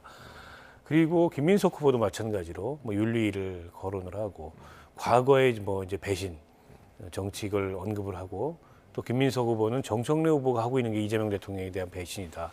아주 거친 설전이 오갔는데요. 예. 선거 끝나도 후유증이 꽤 남지 않을까 싶고 후유증이 좀 덜 남으려면 승부가 선명하게 갈려야 됩니다. 그러니까 좀 어느 분이 이기더라도 좀 크게 이겨야 과반 이상. 그래야 이제 진 쪽이 승복하고 역부족임을 인식하고 그리고 이 선거 이후에 부작용이 작은데 그게 아니고 선명하게 승부가 안 갈리고 예를 들어서 1순위 투표에서 이긴 후보가 선호 투표를 열어가지고 그로 인해서 승부가 뒤집히는 이런 결과가 나오면은 형식적으로는 승복을 하더라도 내심 승복이 되겠어요? 예. 그러면은 이런 갈등이 다음 총선까지 계속될 가능성이 높고 그래서 민주당에서 이거 뭐 거의 사실상의 심리적 분당 상태가 오는 거 아니냐 이런 걱정도 있는 것 같아요. 물론 과거에 민주당이 전당대회 후유증이나 대선 후보 경쟁 후유증으로 분당한 이후에 그 결과가 별로 좋지 못했기 때문에 분당에 대한 트라우마가 서로 있어서 그렇게까지 당이 깨지진 않을 거다라는 또 한편의 관측도 있지만 지금 지나치게 감정적 그 대립이 고조돼 있고 후보들이 어떻게 보면 좀 금기 없이 너무 치열하게 경쟁을 하다 보니까 서로에 대한 비판도 적정한 수위 내에서 해야 되는데 지금 거의 수위가 없다시피 합니다. 아직 토론이 한 번 남았고 또 호남 지역 경선이 남았는데 민주당 그 안팎에서는 조금 절제된 그런 경쟁이 필요한 거 아니냐. 그리고 지금 미래에 관한 얘기가 전혀 없어요. 아까도 얘기 나왔지만 뭐 노사모 얘기부터 시작해서 전부 과거에 관한 그런 일종의 이제 뭐랄까 파묘. 근데 이런 경쟁만 있을 뿐이지 집권당으로서 책임 있게 대한민국의 미래를 설계하고 국정의 미래를 말하는 경쟁이 너무 없다. 그런 우려도 한편에서 제기가 되는 게 아닌가 싶습니다. 그렇군요. 열흘 남았습니다. 이제 지금 조금 전에 이제 말씀도 하셨고 앞서서 이제 녹취도 들어봤습니다만 노사모를 둘러싼 공방도 이제 계속되고 있는데 특히 정청래 후보가 친노 메시지를 이렇게 계속해서 이제 이야기를 하고 있거든요. 왜 그렇다고 보세요? 그래서 저도 좀 이상하다고 생각을 했고 노사모가 2019년에 다 없어졌다, 해체됐다, 뭐 그런 이야기를 들은 것 같은데 그럼에도 불구하고 또 정청래 대표의 그 정치의 궤적을 보니까 처음에는 노사모로 시작했던 건 맞는 것 같아요. 노무현 대통령의 당선을 위해서. 그런데 2007년에는 정동영 후보를 지지하면서 완전히 정통민주당, 그러니까는 그 노사모 쪽하고 거리를 두는 그랬다는 주장이 또 나온단 말이죠. 그렇기 때문에 그럼에도 불구하고 정청래 후보는 이 노사모로부터 지금 지지를 받는다 그러니까 과거에 노사모 전 대표였던 분이 노사모의 이름을 훼손하지 말라 또 이런 얘기도 하지 않습니까? 그런가 하면 김민석 후보는 정청래는 노사모도 아니었다. 마치 친노 적자인 것처럼 행세하는 게 어색하다는 비판이 많다 이러잖아요. 그래서 정말 박원석 의원님 말씀대로 왜 이렇게 과거 얘기만 하고 파묘, 적통, 또 뭐 의리, 배신 이런 얘기만 할까 했는데 제가 지금 생각해 보니까 아마 지금 그 민주당원의 권리당원들, 민주당의 권리당원들 이들이 이런 거에 굉장히 예민하고 또 의식하고 있는 것 아닌가 그런 생각이 들어요. 그러니까는 그들로부터 지지를 소구하기 위해서는 노사모였다. 그리고 또 다른 쪽에서는 저 사람 노사모 아니 친노적자 아니에요. 이렇게 얘기하는 거 아닌가. 그렇게 생각하는 이유가 보안 수사권 있지 않습니까? 민주당 지지자들한테 여론조사해 보면 보안 수사권 폐지 반대가 더 많아요. 예. 그럼에도 불구하고 굳이 이거를 폐지하면서 어쨌든 그 전당대회에 영향을 주지 않게 하려고 지금 그러지 않습니까? 대통령도 거부권 행사 못 하고요. 네. 그래서 그런 일련의 어떤 그 이념 지향적이고 또 노사모에 대해서 굉장히 천착하는 그런 권리당원이 많은 게 아닌가. 예. 그렇게 제가 추측을 할 뿐이에요. 예. 예. 그러니까 어쨌든 이제 선거 방식의 1인 1표제로 되고 어쨌든 이제 강성 지지층한테 이제 지지를 호소하려다 보니까 이 모든 것들은 이제 거기서부터 나온 것이 아니냐. 그런 분석들이셨고요. 마지막으로 이제 국민의힘 이야기 잠깐 해볼 텐데 국민의힘 윤리위가 이른바 부산 돌려차기 사건과 관련해서 이제 실언 논란을 빚었던 서범수 진정호 의원에 대한 징계 절차에 착수를 했습니다.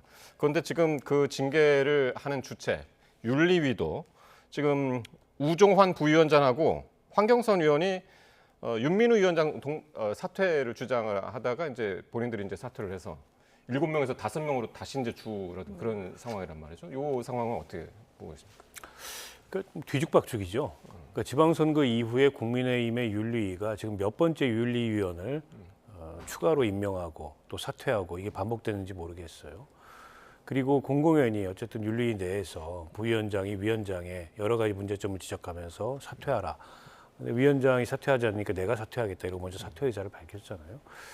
이 상태에서 지금 서범수 의원 또 뭐 진종호 의원 그 이전에 조경태 의원 윤리위 징계가 개시가 됐는데 윤리위에 과연 절차적 정당성이 있을까? 이런 논란이 필연적으로 따르게 될 것 같고요. 예. 물론 개개인들이 윤리위에 회부될 만한 그런 어떤 잘못을 했느냐? 뭐 저는 했다고 봅니다. 예. 윤리위에 회부할 수 있다고 생각해요. 그러나 어쨌든 윤리위에서 징계 결정도 그 자체로서 이제 충실한 어떤 그 절차적 근거를 가지고 해야 되는데 그게 부실하다 보면 이게 또 법적 시비의 대상이 될 거고 정치적 논란의 대상이 되는 것은 뭐 피할 길이 없다고 보고요. 근데 장동혁 대표나 지금 이른바 당권파는 개의치 않는 것 같아요. 뭐 3명의 윤리위원이 징계 개시를 하고 근데 이랬던 과정이 있었지 않습니까? 근데 아무리 윤리위원들이 이런저런 일을 사임을 한다 그래도 이게 최대 정원은 9명이라 그래요, 윤리위원회가. 근데 그중에 3명만 회의에 참석해서 징계 개시 결정을 한다는 거는 누군가는 그 윤리 결정으로 인해서 당원권이 정지되거나 정치 생명이 박탈되는 이제 그런 징계 결정을 받을 수도 있는데 이제 그런 어떤 징계 결정의 무거움과 그 과정의 엄정해야 함에 비한다면 지금 국민의힘의 윤리위는 독립기구로서의 그런 엄정함을 좀 갖추지 못했다고 생각해요. 어떻게 보면 장동혁 대표의 정치적 도구 비슷하게 돼 있는 게 아닌가. 이런 상태에서는 글쎄요, 어떤 징계 결정이나 징계 논의를 하더라도 그 자체로서 정당성을 인정받기 어렵지 않을까 싶습니다. 지금 말씀하신 것처럼 공교롭게도 이 징계 대상이 서범수, 뭐 조경태, 진종호 거기다가 이제 권영진 의원까지 합치면 모두 이제 친한계거나 아니면 이제 비당권파란 말이에요. 네. 그래서 이제 형평성 논란 뭐 이런 것도 이제 지금 있는 것 같기도 하고. 형평성 논란은 오래전부터 제기되어 왔고요. 근데 그 형평성 논란에도 뭐 눈 하나 깜짝 안 하고 있는 상황인 것 같습니다. 그리고 윤리위가 지금 박원석 의원님 지적하셨듯이 지금 이제 그런 비당권파들만 이제 그 징계, 물론 이제 징계 대상으로는 뭐 당권파들도 올라갔다 그러는데 당권파들까지 형평성 있게 징계할 거라고 기대하는 사람들이 별로 없습니다. 근데 두 번째로 이 개혁과 혁신의 편에 있던 국민의힘 정치인들이 좀 더 진정성을 보이고 특히 그 당 내외에 좀 더 그 지지자들을 이렇게 견인하는 그런 행동을 했으면 좋겠는데 오히려 그 당권파, 특히 장동혁 대표를 중심으로 하는 그러한 그 주류 세력에게 빌미를 자꾸 줬다라는 점에서 굉장히 유감스럽게 생각하고요. 그리고 지금 윤리위가 내부의 내용이 이렇게 심하지 않습니까? 부위원장과 윤리위원이 우리 사퇴할 테니 윤리위원장 당신 나가. 자격이 없어. 더군다나 윤리위 안에서 있었던 일을 바깥하고 지금 뭔가 조율하고 정보가 나가는 그런 정황이 있어. 이렇게까지 얘기하는데도 꿈쩍도 안 하는데 이런 상황에서 당대표가 여기에 대해서 뭐라고 말했다는 얘기를 제가 들은 기억이 없거든요. 이건 리더십의 문제입니다. 그런데 이런 상황에서 말입니다. 최근에 그 돌려차기에서의 그 망언이라고 해야 될까요? 이 부분은 굉장히 심각하게 지금 생각하고 있어요. 그러니까는 지금 당권파들의 문제가 뭔지를 알지만 그럼에도 불구하고 어떻게 그런 발언이 나왔는가에 대한 비판이 뭐 여당은 말할 것도 없고 국민의힘 내부 그리고 지지하는 국민들 또 중도파들 사이에서도 나오고 있거든요. 그래서 제가 꼭 한 말씀 드리고 싶은 거는 지금 그 미국 방문해서 각종 총극과 논란을 일으켜도 거기에 대한 비판에도 지금 아랑곳하지 않고 지방선거에 패배했음에도 불구하고 굳이 이겼다라고 얘기를 하고 그럼에도 또 자기네들 그 당권파 사이에 막말이라든지 뭐 여러 가지 논란이 있는 사람들에 대해서는 징계와 관련해서 아직 별 얘기가 없고 그리고 상당히 무능하고 그런 사람들과의 차별성을 보여줘야 될 사람들이 개혁과 혁신을 주장하는 그 국민의힘의 정치인들 아닌가.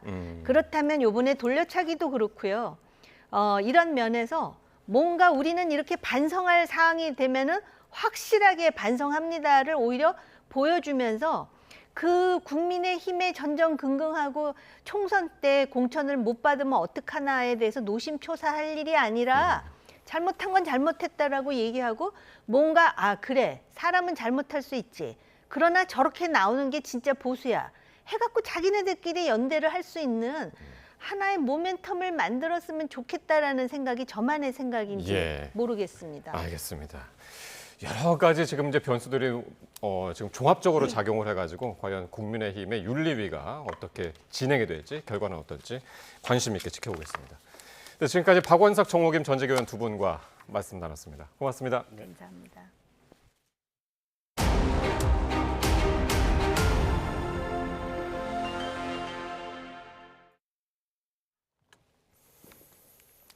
네, 절개상 입추지만 더위의 기세는 오히려 더 세지고 있습니다. 가마솥처럼 달궈진 놀이터와 또 한강 수영장까지 도심 곳곳을 윤혜리 기자가 다녀왔습니다. 가을의 시작을 알리는 절기상 입추가 무색할 정도로 무더위가 계속 이어지고 있습니다. 가만히 서 있기만 해도 제 이마와 등 뒤로 땀이 송골송골 맺히는데요. 과연 얼마나 뜨거울지 도심 곳곳을 열화상 카메라로 담아보겠습니다. 점심시간 회사원들이 거리로 쏟아져 나옵니다. 남녀불문 양산을 쓴 모습입니다. 열화상 카메라로 본 지면은 빨갛게 달궈져 60도 가까이 치솟습니다. 점심을 먹기 위해 잠시 밖에 나오는 짧은 순간도 숨이 턱턱 막힐 정도입니다.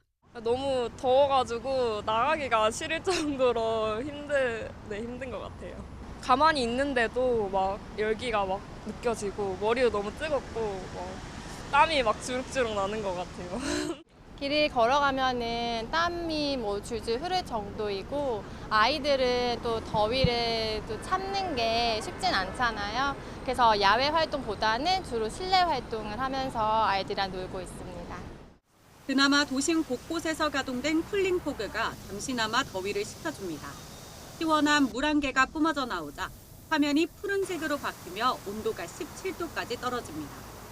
산책 명소인 경의선 숲길엔 사람들 발길이 뚝 끊겼습니다.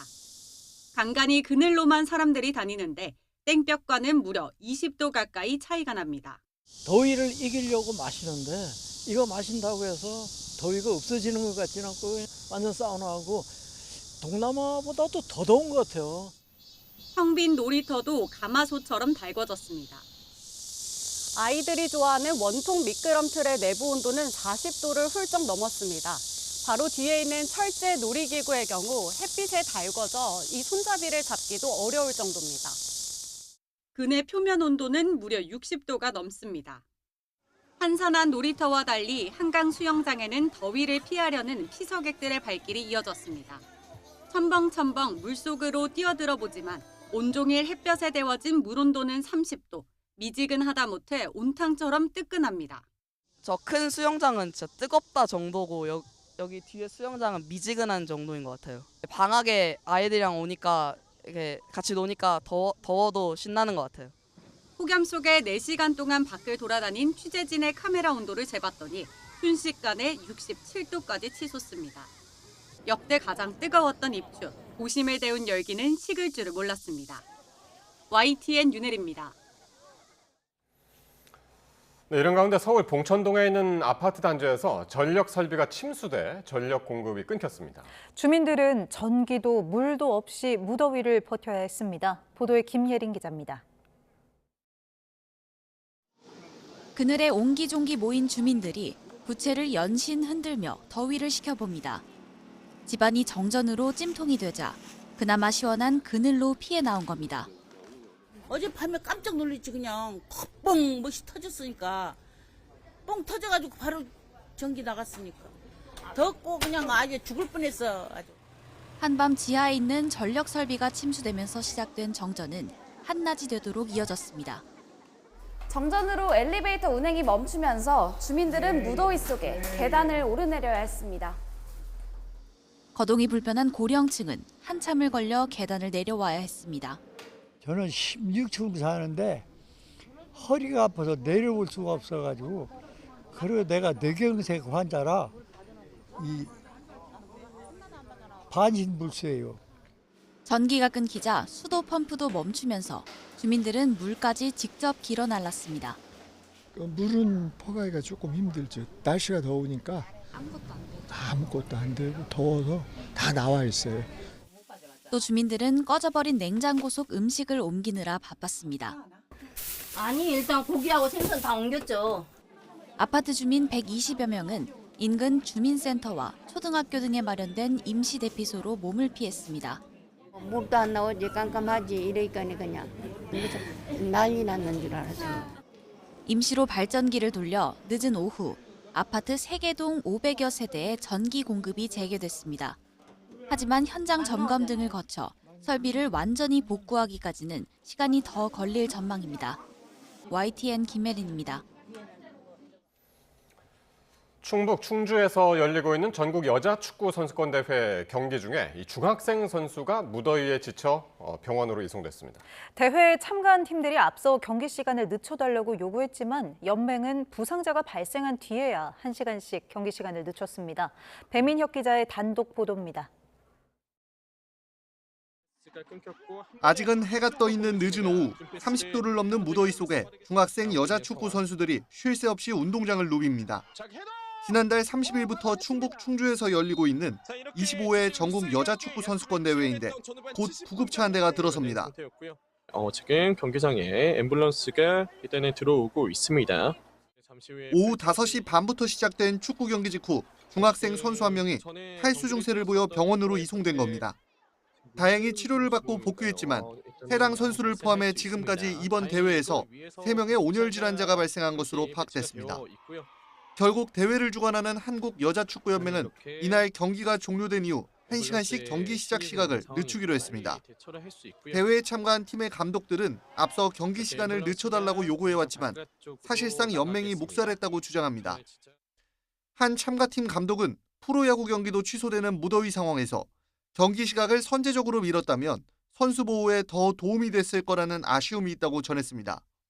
연맹 측은 이에 대해 감독들의 경기 지연 요구가 있었던 것은 맞지만 앞서 학생들의 경기가 늦게 끝난 것에 대한 불만이 제기되기도 했다며 쉽게 결정할 수 있었던 상황은 아니라고 설명했습니다. 그러면서 현장 감독관과 연맹 직원들이 대회 현장에서 계속 폭염 관련 상황을 주시하고 있었고 이에 따라 경기 시각을 늦추기로 한 것이라고 덧붙였습니다. 연일 이어지는 무더위에 어린 선수들을 보호하기 위한 조치가 더 적극적으로 이뤄져야 한다는 지적이 나옵니다. YTN 배민혁입니다. 지난해 1230만을 넘어 최다 관중을 향해 달려가던 프로야구가 기록적인 폭염에 멈춰섰습니다. 아시안게임 대표팀 차출까지 겹쳐 잔여 경기를 많이 치러야 하는 팀에겐 더 큰 부담이 될 수 있습니다. 보도에 이경재 기자입니다. 팬들과 선수들의 안전을 최우선으로 감안한 프로야구 중단은 당연한 결정이었지만 다른 의견도 있었습니다. 관람할 의무가 있으니까 그런 거 완전히 배제할 수도 없고 그런 얘기 오갖고 어떻게든 리그를 운영해야 되는 입장이니까. 가장 고민이 컸던 부분은 늘어나는 잔여 경기입니다. 10개 구단 단장님들 다 의견을 들어봤을 때 8대2로 주말까지는 중단을 하자라는 의견이 다수였습니다. KBO는 9월 6일까지 팀당 135경기를 우선 편성하고 남은 9경기는 취소된 경기와 함께 다시 일정을 짭니다. 현재까지 우천 취소가 25경기인데 예상하지 못했던 폭염 취소 30경기가 추가된 겁니다. 게다가 올해는 아시안게임 변수도 따릅니다. 소집 일정까지 포함하면 잔여 경기 기간의 2주 정도는 핵심 선수들이 팀을 비울 예정입니다. 가을 야구 경쟁을 하고 있는데 주축 선수는 빠졌고 경기 수까지 더 늘어난 팀일수록 걱정이 많을 수밖에 없습니다. 안 그래도 가장 적은 경기를 소화한 NC와 5위에 턱걸이하고 있는 기아는 이번 폭염에 가장 많은 8경기가 취소됐습니다. 문제는 지구가 점점 더 뜨거워지면서 폭염 취소가 더는 변수가 아니라 상수가 될 거라는 사실입니다. 프로야구가 지속 가능하기 위해 어쩌면 유일한 대안은 봄구장이라고 전문가들은 조언합니다. YTN 이경재입니다. 극한 더위가 이어지다 보니까 이 더운 나라에서 온 동물들도 지치고 있습니다. 입맛까지 잃어 건강을 해칠까 특별식의 진흙 목욕까지 제공됐습니다. 이형원 기자가 현장을 취재했습니다. 따가운 뙤약볕에 동물들도 하나같이 그늘로 몸을 피합니다. 더위에 지친 하마는 물속에서 꼼짝도 하지 않습니다. 이렇게 그늘에서는 괜찮은데 땡볕에서는 진짜 좀 찜질방에 가 있는 느낌처럼 많이 덥더라고요. 동물들도 지금 조금 다 더워가지고 축 처져 있는 것처럼. 계속된 폭염에 입맛까지 잃은 동물들을 위해 특별식이 제공됐습니다. 호랑이는 수북이 쌓인 얼음 더미를 헤치고 차가운 고기를 골라 먹고 곰도 얼음 과자를 반깁니다.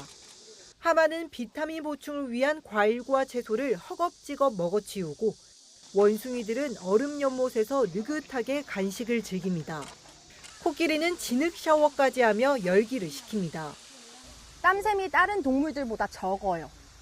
적기 때문에 스스로 온도 조절을 하기 위해서 모래 목욕, 물 목욕, 진흙 목욕 3가지를 주로 하고 있고요. 저희 사육사들도 그걸 할 수 있게 환경을 조성해주고 있습니다.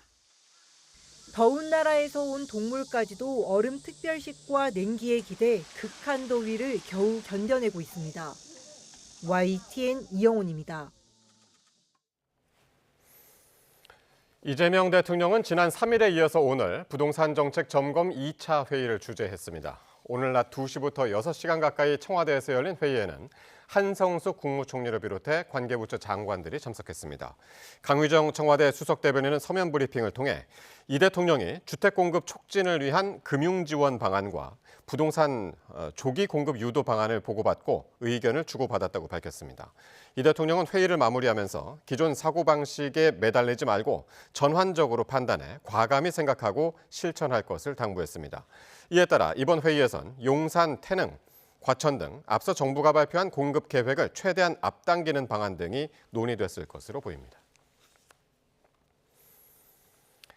오세훈 서울시장이 최근 김용범 대통령실 정책실장을 만나 주택 공급을 늘리기 위해서 정비사업 규제를 풀어야 한다며 보고서를 전달한 것으로 확인됐습니다.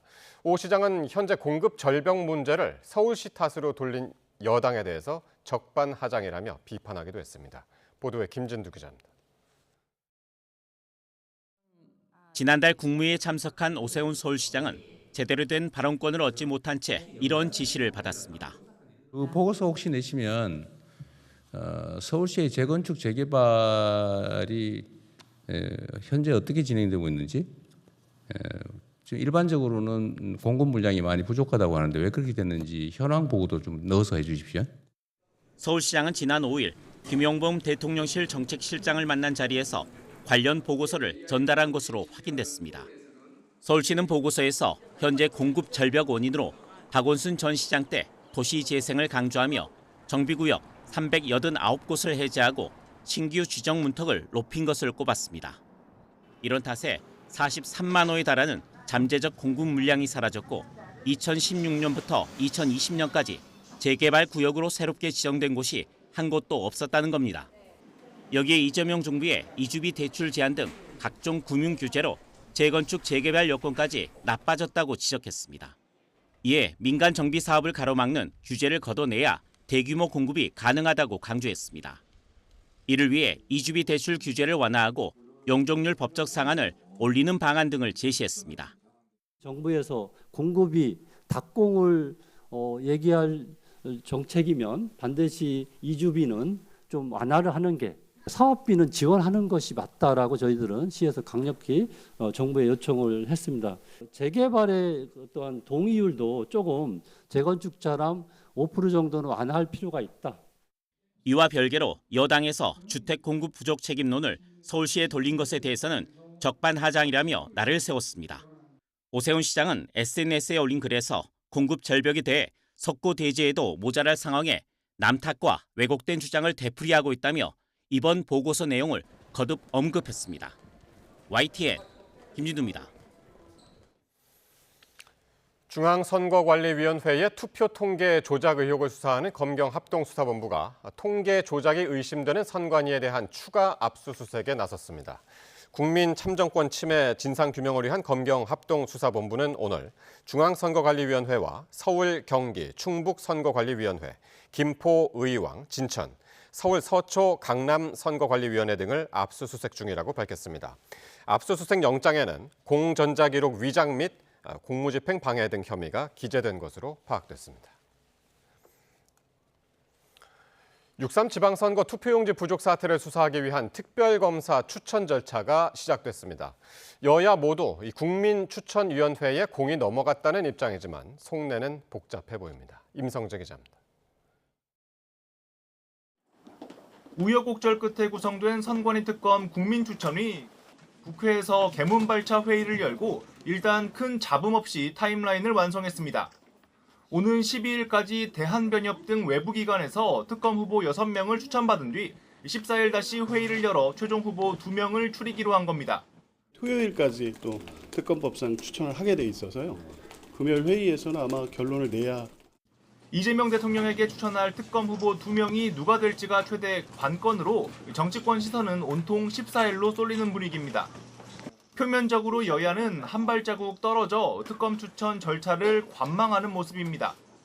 민주당은 선관위 해체가 답이란 입장까지 내놓을 정도로 엄정한 수사를 촉구하면서도 이른바 부정선거론 옹호 인사 등이 특별검사가 돼선 안 된다는 점은 분명히 했습니다. 대략 8월 중순 정도면 끝나는 일정으로 보고 있습니다. 국민의힘도 좌우 어디로도 편향되지 않는 인사가 특검이 돼야 한다는 원론적인 입장을 밝혔지만 수사 범위에선 여당과 미묘한 온도 차이를 보였습니다. 부정, 부실 선거 관리를 밝혀내려면 어느 만큼의 수사할 의지가 있는 사람인가 하는 것이 중요하지 않겠는가. 이런 가운데 6.3 지방선거 당시 결과 공표 이후 후보자들의 득표자 수를 수정한 사례도 드러났습니다. 전북 전주 완산구와 경북 김천, 경기 시흥 두개동 등 모두 4곳으로 집계됐습니다. 어디로 튈지 모르는 특검 수사 특성상 여야 모두 긴장감 있게 추천 절차를 지켜보는 기류입니다. 국민추천위 구성 자체가 여야 3대3 구도인 만큼 기한 내 후보 2명을 추천하는 과정에서 예상 밖의 변수가 생길 수 있다는 전망도 나옵니다. YTN 임성재입니다. 지난해 중앙행정기관과 지방정부, 시도교육청 등 300여 개 기관에서 부정하게 센 나랏돈이 1,300억 원에 달한 것으로 나타났습니다. 국민권익위원회는 지난해 공공재정지급금 부정수급과 환수 실태를 점검한 결과 부정수급 14만여 건을 적발해 1,296억 원을 환수 결정했고 적발된 기관과 개인의 500억 원의 제재 부과금이 부과된 것으로 집계됐다고 밝혔습니다. 이는 전년 대비 24% 증가한 역대 최대 규모로 유형별로는 생계급여 부정수급이 290억 원으로 가장 많았고 산업, 중소기업, 에너지 분야 지원금 229억 원, 주거급여 103억 원 순으로 뒤를 이었습니다. 임성근 전 해병대 1사단장이 최상병 순직 사건 관련 업무상 과실치사 등 혐의로 2심에서도 징역 3년을 선고받았습니다. 최상병 순직 3년여 만에 임 전 사단장의 무리한 지시가 사고로 이어졌다는 점이 사실로 인정됐는데 유족은 형량이 가볍다며 특검의 상고를 촉구했습니다. 신기혜 기자가 보도합니다. 최상병 순직 책임자로 지목돼 재판을 받은 임성근 전 해병대 1사단장이 항소심에서도 징역 3년을 선고받았습니다. 항소심에서 일부 군형법상 명령 위반 혐의가 무죄로 바뀌기는 했지만 큰 틀에서의 판단은 달라지지 않았습니다. 2심 재판부는 임 전 사단장에게 해병대원들의 생명과 신체를 보호해야 할 의무가 있었다며 위험한 상황에서 오히려 적극적인 수색만을 강조했다고 지적했습니다. 또 대대장과 중대장이 사고 현장을 통제했더라도 임 전 사단장의 수중 수색 지시가 사고 원인 가운데 하나라는 점은 변하지 않는다고 못 박았습니다. 1심 재판부가 질타했던 임 전 사단장의 책임 회피는 2심에서도 지적의 대상이 됐습니다. 그러면서 이 같은 사정을 고려해 형량은 1심 그대로 유지하겠다고 밝혔고 함께 재판을 받은 당시 부하 지휘관들도 1심에서와 같은 금고형의 집행유예를 각각 선고받았습니다. 이로써 최상병이 순직한 지 3년 만에 사법부의 사실관계 판단은 마무리됐습니다. 양측이 상고하더라도 대법원에선 법리만 다투기 때문에 임 전 사단장의 수중수색 지시 등은 사실로 인정된 겁니다. 다만 유가족은 이번에도 형량이 너무 가볍다며 분통을 터뜨렸습니다. 최상병 어머니는 선고가 끝난 직후 책임자들에게 관대한 나라에서 어떤 부모가 자식을 마음 놓고 군대에 보내겠느냐며 아들을 볼 자신이 없다고 말했습니다. 유족 측은 일부 무죄 판단된 부분까지 유죄로 바뀌어야 한다며 특검 측에 상고를 위한 의견서를 제출하겠다고 밝혔습니다. YTN 신기입니다. 윤석열 정부 시절 관저 이전 감사를 무마한 혐의를 받는 유병호 전 감사원 사무총장이 구속 상태로 재판에 넘겨졌습니다. 비상계엄 당시 수용 공간을 점검하도록 한 신용회 전 법무부 교정본부장도 기소됐습니다. 이준엽 기자입니다. 감사원 사무총장을 지낸 유병호 감사위원이 직권남용 권리행사방해 혐의로 기소됐습니다. 특검은 유 의원이 관저감사를 진행하던 지난 2023년 2에서 3월 대통령실의 청탁을 받아 감사를 무마한 거로 보고 있습니다. 대통령실 직원을 상대로 한 자료 제출 요구나 문답 조사를 막았고 업체 관계자의 대면 조사도 금지한 것으로 파악됐습니다. 수사가 무리하게 진행됐다며 혐의를 부인해온 유 의원은 지난달 20일 구속됐고 구속 적부심도 신청했지만 기각됐습니다. 1963년 통합감사원 발족 이래 직을 걸고 가장 엄정하게 감사한 모범 사례입니다. 특검은 비상계엄 당일 포고령 위반자 수감을 위해 교정시설 수용 공간을 점검하도록 지시를 내린 혐의로 신용회 전 법무부 교정본부장도 재판에 넘겼습니다. 신 전 본부장은 서울구치소나 전국 교정기관장에게 이 같은 지시를 내리는가 하면 구금 공간 마련을 위해 긴급 가석방도 검토하도록 한 것으로 조사됐습니다. 박 전 장관에게 교정 여력 점검 지시를 좀 받으셨나요? 신 전 본부장에게 지시를 내린 혐의 등으로 기소된 박성재 전 법무부 장관은 1심에서 징역 25년을 선고받고 법정 구속돼 항소심이 진행되고 있습니다. YTN 이준엽입니다. 감사원은 종합특검이 대통령실 관저 이전 감사에 부당하게 개입한 혐의로 유병호 감사위원을 구속 기소한 데 대해 송구함을 넘어 엄중한 책임감을 느낀다고 밝혔습니다. 감사원은 입장문에서 이같이 말한 뒤 앞으로 진행될 재판 과정을 엄중하고 겸허한 자세로 지켜보겠다고 했습니다. 그동안 쿠팡을 노골적으로 편들어온 미국 공화당 의원들이 이번에는 우리 정부에 최근 개정된 정보통신망법에 대한 항의 서한을 보냈습니다. 이 법이 유튜브와 페이스북 등 미국 기업을 겨냥하고 있다는 겁니다. 이경아 기자가 보도합니다. 미국 하원 짐 조던 법사위원장 등 공화당 소속 의원들이 김종철 방송미디어통신위원장에게 보낸 서한입니다. 이 서한은 지난달 개정된 정보통신망법이 온라인에서의 발언과 표현의 자유를 위축시킬 수 있다고 지적하고 있습니다. 이뿐 아니라 법 적용 범위가 모호하고 정치적 의견 검열에 이용될 수 있다는 주장도 담고 있습니다. 서한의 핵심은 이 법으로 인해 유튜브와 페이스북, 인스타그램 등 미국 기업들이 처벌받을 수 있다는 점에 대한 항의입니다. 공화당 의원들은 이 법이 미국 기업을 겨냥했다며 어떤 외국 정부도 미국 기업에 압력을 가해 헌법으로 보호되는 발언을 검열하도록 할 권한은 없다고 강조했습니다. 또 이 법이 유럽연합의 디지털 서비스법을 참고해 만든 것임을 들며 한국이 EU의 전철을 밟고 있는 것 같다는 의견도 덧붙였습니다. 지난해 12월 국회를 통과한 개정 정통망법은 대형 플랫폼 사업자에게 허위 조작 정보에 대한 삭제와 차단 의무를 부과하고 위반할 경우 처벌하도록 했습니다. 미 국무부가 법 통과 당시부터 디지털 서비스의 불필요한 장벽이라며 반감을 드러낸 데 이어 여당 의원들도 한국 정부를 압박하고 있는 겁니다. 미 하원 법사위는 지난달 한국 정부가 쿠팡을 비롯한 미국 기업을 차별 대우하고 있으며 한미 무역 합의를 위반했다는 보고서를 냈습니다. 당시 이 보고서를 주도한 인물들 역시 이번 항의 서한의 주역인 짐 조던 하원 법사위원장 등 법사위 소속 공화당 의원들입니다. 쿠팡 사태에 이어 미국 정부와 여당이 이제 한국 정부의 플랫폼 규제 정책에까지 전방위적인 공세를 펴면서 양국의 통상 갈등은 당분간 돌파구를 찾기 어려울 것으로 예상됩니다. YTN 이경아입니다. 정부는 미국 공화당 소속 연방 하원 의원들이 한국의 개정 정보통신망법이 정치적 검열에 이용될 수 있다고 주장하는 것은 사실과 다르다고 반박했습니다. 외교부 당국자는 해당 법안은 디지털 환경 변화에 따른 사회적 폐해에 대응하고 이용자 보호를 강화하기 위한 취지에서 추진됐다고 강조했습니다. 그러면서 미국 기업에 대한 차별적 요소를 포함하고 있지 않다고 덧붙였습니다. 트럼프 대통령이 반도체와 태양광 제품의 소재로 쓰이는 폴리실리콘 수입 파생 제품에 15%의 관세를 부과해 수입을 제한하는 행정명령에 서명했습니다. 이에 따라 미국 조지아주의 공장을 운영 중인 한화 큐셀과 텍사스주의 생산시설을 가동 중인 OCI 등 한국 기업이 영향을 받게 됐습니다. 뉴욕에서 이승윤 특파원입니다. 트럼프 대통령은 반도체와 태양광 제품의 소재로 쓰이는 폴리실리콘 파생 제품에 15%의 관세를 부과해 수입을 제한하는 행정명령에 서명했습니다.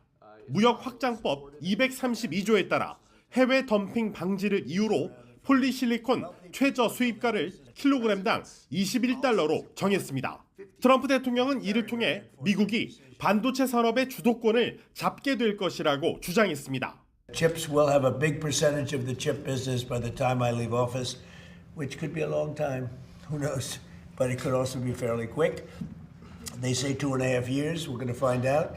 하지만 폴리실리콘이 반도체 제조에 쓰이는 비중은 2~3%에 불과해 삼성전자와 SK 하이닉스가 받을 타격은 제한적일 전망.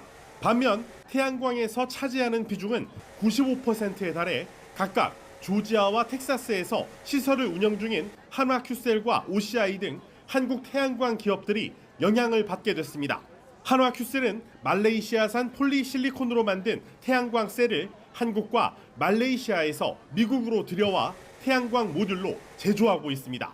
미국은 중국이 80%를 장악한 폴리실리콘 시장 지배력을 줄이려고 10년 넘게 간헐적으로 관세를 부과하거나 인센티브 정책을 펼쳐왔습니다.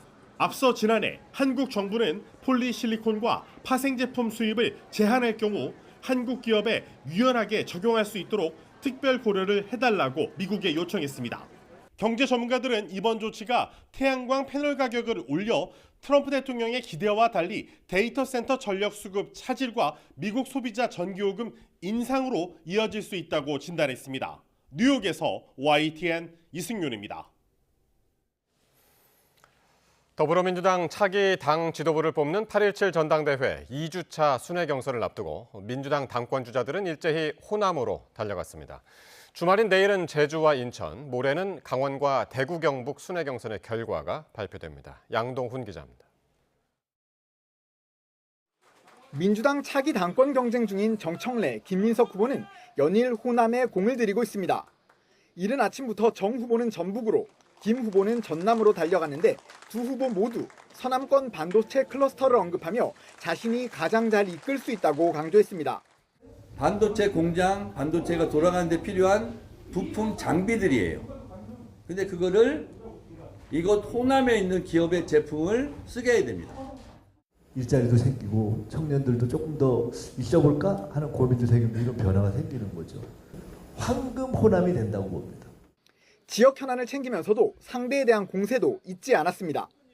정 후보는 정청래가 당대표 되면 레임덕이 온다는 등의 악의적인 마타도를 중지하라고 목소리를 높였고 이재명 대통령과 합을 맞춰서 앞으로 당을 잘 이끌겠다. 김 후보는 레버리지 ETF 사태 관련 사과를 요구한 정 후보를 향해 야당의 방식 책임 회피라고 비판했습니다. 사실 당과 정은 거의 대부분의 정책을 일상적으로 협의하기 때문에 자기 얼굴에 침 뱉기가 되는 거예요. 저는. 역시 이틀 연속 호남을 찾은 송영길 후보는 실존하는 명청대전이 없다고 정신승리를 하는 건 내란을 일으킨 전두환, 윤석열과 마찬가지라고 정 후보를 들이받았습니다. 자기들끼리 정신승리를 하잖아요. 지금 전화해서 물어보세요. 이재명 대통령한테. 그렇게 소통이 잘 되면. 정청래 대표님이 전화해서 물어보면 될 거 아니야. 후보들 간 신경전이 치열한 가운데 더불어민주당은 이번 주말 제주와 인천, 휴일엔 강원과 대구 경북에서 2주차 순회 경선을 이어갑니다. 충청과 부울경을 무대로 한 첫 주차 순회 경선에선 정청래, 김민석 두 후보 간 박빙 승부가 펼쳐진 만큼 2주차 순회 경선의 결과가 향후 전당대회 향배의 가늠자가 될 전망입니다. YTN 양동훈입니다. 국민의힘 윤리위원회가 부산 돌려차기 사건을 소재로 부적절한 농담을 주고받은 서범수 진종호 의원에 대해 징계 절차에 착수했습니다. 그런데 이 정작 심사를 맡은 윤리위는 위원장의 독단적 운영 문제 등으로 내홍이 점입가경입니다. 부장원 기자입니다. 국민의힘 윤리위원회가 서범수 진종호 의원에 대한 징계 절차를 개시했습니다. 지난 4일 검찰 보안수사권 폐지 관련 간담회에서 부산 돌려차기 피해자 김진주 씨에 대한 부적절한 발언으로 논란을 빚은 뒤 사흘 만에 속전속결 심의에 착수한 겁니다. 진종호 의원님, 돌려차기 한번 하죠. 윤리위는 또 이미 징계 절차에 들어간 조경태, 권영진, 진종호 의원에 대해 사실관계 확인 절차에 돌입하며 심사에 한층 속도를 붙였습니다. 당내 최다선 조경태 의원은 국회부의장 선출을 앞두고 같은 당 박덕흠 국회부의장에 대한 낙선 운동을, 진종호 의원은 무소속 한동훈 후보를 지원했다는 의혹으로 각각 제소됐고, 권영진 의원은 상임위원회 배분에 불만을 품고 정점식 원내대표 멱살을 잡는 등 물의를 빚어 징계 절차가 시작된 상태입니다. 공교롭게도 징계 대상에 오른 4명 모두 친한동훈계이거나 비당권파로 분류되는 인물들입니다. 일각에서 표적 징계 아니냐는 뒷말이 나온 이유입니다. 장동혁 대표의 반대편에 있는 분들만 윤리위에서 징계 회부했다 이렇게 볼 수는 없을 것 같습니다. 이렇게 편파적으로 진행을 하고 있는 것은 아니다. 그런 사이 심판 역할을 해야 할 윤리위원회 내부에서는 윤민우 위원장의 독단적 운영 문제 등이 불거져 파행이 거듭되고 있습니다. 편파적 징계 기준과 외부 유출 의혹을 문제 삼으며 윤 위원장 사퇴를 요구해온 우종환 부위원장과 황경성 위원이 전격 사퇴한 겁니다. 요즘 들어서 그렇게 무리하게 진행하시는 게 전 솔직히 이해가 안 가요. 당대표님과 무관하다고 할 때 그 말을 누가 믿겠습니까? 그렇기 때문에 신뢰 회복을 위해서는 사퇴만이 정답이다. 7인 체제 일주일 만에 다시 5인 체제로 쪼그라든 건데 윤리 스스로 논란을 자처하면서 어떤 결론을 내놓더라도 잡음이 불가피할 전망입니다. YTN 부장원입니다. 국방부가 사관학교 통합을 속도감 있게 추진하겠다는 입장을 재확인하며 이는 잘못된 역사와 단절하고 헌법과 국민에 충성하는 국군의 정체성을 확립하는 초석이 될 거라고 강조했습니다. 국방부 관계자는 국군사관학교 창설이 미래전 대비와 교육 효율화, 합동성 강화 측면에서 추진되고 있다면서도 이같이 밝혔습니다. 또 역대 육해공군 참모총장 46명이 통합 재검토를 강력히 건의한다고 촉구한 것에 대해선 별다른 입장이 없다며 다양한 의견을 개진할 수 있다고만 언급했습니다.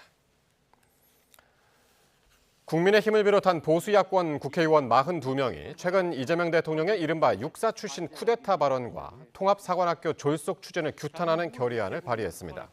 국민의힘 유용원 의원이 대표 발의한 결의안에는 이 대통령을 향해 육사 쿠데타 발언을 철회하고 정치적 목적의 국군사관학교 설립 추진 중단 등을 촉구하는 내용이 담겼습니다. 결의안 발의에는 국민의힘에서는 5선 윤상현, 조배숙 의원, 4선 김도읍, 김상훈, 박대출 의원 등 38명이 참석했고 이준석 대표를 비롯한 개혁신당 의원 전원과 무소속 한동훈 의원이 이름을 올렸습니다. 정동영 통일부 장관은 북한의 정식 국호인 조선민주주의인민공화국을 사용하는 방안에 대해 공론화가 먼저라며 국민 여론이 성숙화된 이후에 하겠다고 말했습니다.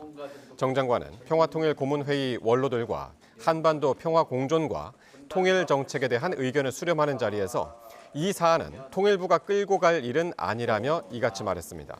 이어 대통령 업무보고 과정에서 시간이 정해져 있다 보니 공론화를 거친 뒤 추진하겠다는 말이 빠진 거라며 일부 언론에서 통일부의 방침이 정해진 것처럼 보도한 건 사실이 아니라고 설명했습니다. 이란은 오만과의 협상에 따라 사실상 호르무즈 해협의 통제권을 쥐고 통행료 성격의 비용까지 부과하겠다고 밝혔습니다. 트럼프 대통령은 아직 합의한 건 아니라면서도 전쟁은 곧 끝날 거라고 밝혔습니다. 신윤정 특파원이 보도합니다. 이란 반관영 파르스 통신은 이란 외무부 소식통을 인용해 이란과 오만 간 협상 틀에 따라 호르무즈 해협 운영 방안이 마련됐다고 보도했습니다. 초기 일정 기간에는 이란 측 북쪽 항로와 오만 측 남쪽 항로를 이용하되 이후 모든 선박이 해협 중앙 통항로만 이용하도록 하겠다는 계획입니다.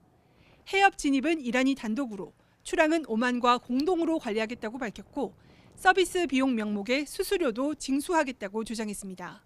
이란 소식통은 선적된 화물 가치의 최대 7% 통행료 부과를 두고 오만과 이견이 있다는 보도는 사실이 아니라며 요금은 이란이 제공하는 서비스 수준 등 여러 변수에 따라 달라진다고 설명했습니다.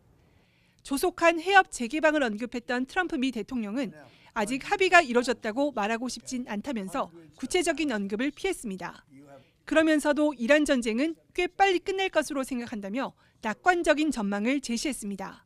I think it's going to end pretty soon. I don't think they can go much longer. Yeah, please. Has a deal been reached to reopen the Strait of Hormuz? Well, I don't want to say it has been. 트럼프 대통령은 또 미군이 막대한 규모의 탄약을 보유하고 있지만 일부 무기 재고는 다소 빠듯한 상황이라는 점을 인정했습니다. We have others where it's a little bit tighter, and we're getting them in on a daily basis. 이런 가운데 이란 의회가 미국과 이스라엘 선박의 호르무즈 해협 통항을 금지하는 법안을 추진한다는 소식에 국제 유가는 상승세로 돌아섰습니다. 미국의 무기 재고가 충분치 않은 상황에서 이란이 호르무즈 해협 통제권과 통행료 부과를 고집함에 따라 트럼프 대통령의 고심이 깊어질 전망입니다. 워싱턴에서 YTN 신윤정입니다. 이란 반체제 매체가 최고 지도자 모즈타바 하메네이의 위독설을 제기했습니다. 이란 반체제 매체 이란 와이어는 취임 후 단 한 번도 모습을 드러내지 않은 이란 최고 지도자 모즈타바 하메네이가 위독한 상태로 현재 내각 인사들과 전혀 접촉하지 않고 있다고 전했습니다. 그러면서 현재 모즈타바의 건강이 매우 심각한 상태로 언제 숨져도 이상하지 않다는 소문이 이란 정권 수뇌부에 파다하게 퍼져 있다고 주장했습니다. 다카이치 사나에 총리의 오는 15일 광복절 야스쿠니 신사 참배 여부에 대해 일본 정부가 본인이 적절히 판단할 사안이라는 입장을 밝혔습니다. 기하라 미노루 관방장관은 기자회견에서 다카이치 총리와 관방장관 본인의 야스쿠니 신사 참배나 공물 대금을 복납할지를 묻는 질문에 총리 본인이 적절히 판단할 일이며 나도 마찬가지다라고 답했습니다. 강한 불볕더위가 계속되면 마스크로도 걸러지지 않는 독성가스, 이 오존도 건강을 위협하는 요소입니다. 그런데 YTN이 최근 10년치 오존주의보 발령 데이터를 분석해봤더니 모든 것이 밀집해 있는 서울보다 위험한 곳이 따로 있었습니다. 고환석 기자가 전해드립니다. 이글거리는 햇볕 아래 도심 전광판이 오존주의보를 알립니다. YTN이 최근 10년 동안 전국에서 발령된 오존주의보 3,900여 건을 분석했습니다. 발령 건수 1위는 인구와 차량이 밀집한 경기도. 경남과 충남, 전남이 뒤를 이었고 서울은 5번째였습니다. 서울보다 대규모 해안 산업단지가 있는 지방에서 오존주의보가 더 많이 내려진 겁니다. 대도시의 오존은 주로 자동차 배기가스에서 비롯합니다. 반면 지방 산단의 오존은 석유화학공장이나 제철소, 조선소 등에서 나오는 휘발성 유기화합물이 주 원인입니다. 바닷가 공장에서 나온 오염물질이 해풍을 타고 인근 주거지와 내륙으로 밀려 들어가 정체된 뒤 강한 햇볕을 받아 고농도 오존으로 변하는 겁니다. 대기 중 오염물질과 자외선이 만나 생성되는 오존은 마스크로도 걸러지지 않는 독성 가스입니다. 자극성이 매우 강해 숨 쉴 때 기관지와 폐 손상을 직접 유발합니다. 오존 농도가 높은 날에는 야외 활동과 격한 운동을 가급적 줄이고 불가피한 경우에도 고농도 시간을 피해 활동 시간을 최소화하는 것이 중요합니다. 오존 발생 정도는 자외선의 강도와도 직결됩니다. 실제로 역대 최악의 폭염을 기록했던 2024년 오존주의보 발령 건수는 70%나 폭증했습니다. 기후위기로 인한 지구온난화로 오존의 공습이 갈수록 격렬해진다는 얘기입니다. 오존 관리 정책을 대도시뿐만 아니라 산단 주변 지역으로 강화하는 것은 물론 더 강력한 경보 체계를 갖추는 것이 시급합니다. YTN 권석입니다. 300억 원대 사기 혐의를 받는 연예기획사 100 차가원 대표가 구속 상태로 검찰에 넘겨졌습니다. 서울경찰청 광역수사단 금융범죄수사대는 오늘 특가법상 사기 혐의를 받는 차 대표를 송치했습니다. 차 대표는 소속 연예인의 지식재산권 사업을 명목으로 관련 업계 회사들의 동업을 제안한 뒤 200억 원대 선수금을 받고 실제 사업을 진행하지 않은 혐의를 받습니다. 서울 서대문경찰서는 술을 마시고 운전을 하다가 경찰 검문을 피해 달아난 30대 여성 김모 씨를 현행범으로 체포해 조사하고 있습니다. 김 씨는 그제 새벽 5시 반쯤 서울 서대문구 도로에서 음주 상태로 차를 몰다가 경찰이 검문을 시도하자 달아나 앞서가던 택시를 들이받은 혐의를 받습니다. 김 씨의 혈중 알코올 농도는 면허 취소 수준으로 파악된 가운데 경찰은 김 씨를 상대로 경위를 조사하고 있습니다. 자동차를 계약하면서 추가한 선택 사양 때문에 정기검사에서 불합격 판정을 받았다는 제보가 들어왔습니다. 이 불합격에 따른 차량 원상복구 비용까지 소비자가 모두 부담했는데 정작 차량 제조사 측은 책임이 없다는 답변을 보내왔습니다. 차상은 기자가 취재했습니다. 픽업 트럭을 모는 김모 씨는 최근 방문한 자동차 검사소에서 불합격 판정을 받았습니다. 뒷좌석 등받이가 출고 상태와 달리 눕힐 수 있게 임의로 변경됐다는 이유에서입니다. 각도 조절이 가능한 등받이는 세차 계약 당시 영업사원 설명에 따라 비용을 내고 추가한 선택 사양이었습니다. 딜러가 이런 기능이 있으니 옵션비로 20만 원을 추가하면 각도를 조절해서 뒷좌석도 좀 편하게 앉을 수 있다. 그런 말씀을 하셔가지고 처음에 같이 계약을 하게 됐죠. 김 씨가 받은 검사 진단서에는 승차장치 임의 변경은 자동차 관리법으로 규제하는 행위라며 원상복구하거나 정식으로 승인을 받으라고 나와 있습니다. 이후 재검사를 받지 않으면 과태료 대상입니다. 불합격 판정에 따라 리클라이닝 기능에 사용된 부품을 제거하고 차를 원래 상태로 돌렸지만 그 비용은 김 씨가 모두 부담해야 했습니다. 등받이를 개조하는 작업은 차량 출고 후 외부 업체에서 이루어졌습니다. 김 씨는 영업사원이 불법 개조를 제한할 줄 몰랐다며 제조사에 항의했지만 책임이 없다는 답변만 받았습니다. 김 씨가 차를 산 대리점과의 계약이 해지됐고 안내한 영업사원도 퇴사했다는 겁니다. 한국교통안전공단은 제조사의 정식 선택 사양이 아닐 경우 이런 피해가 날 수 있다며 주의를 당부했습니다. 실제로 제조사에서 제공하는 옵션인지 여부를 확인을 하려면 어떤 옵션표라든지 이런 부분들을 한번 더 확인을 해보면 좋을 것 같고요. 김 씨 차량 검사 과정에서는 기준이 일정하지 않다는 허점도 발견됐습니다. 불합격 판정을 받기 전까지 이루어진 3차례 정기검사에서는 합격 판정을 받았는데 교통안전공단 검사소가 아닌 대행업체였습니다. 공단은 이번 사례를 검사 대행업체 및 제조사들과 공유해 소비자 피해를 예방할 계획이라고 밝혔습니다. YTN 차상입니다. 태국 방콕 인근의 중고등학교에서 한 학생이 권총을 난사해 교사와 학생 6명이 사망하고 10여 명이 다쳤습니다. 현장에서 스스로 목숨을 끊은 총격범의 집에서는 조부모도 숨진 상태로 발견됐습니다. 신호 기자가 보도합니다. 책상 밑에서 숨죽이며 몸을 피하고 있는 학생들.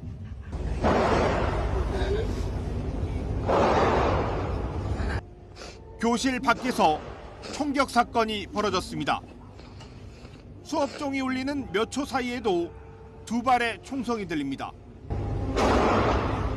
총소리가 그치자 교사들은 학생들을 급하게 대피시켰습니다.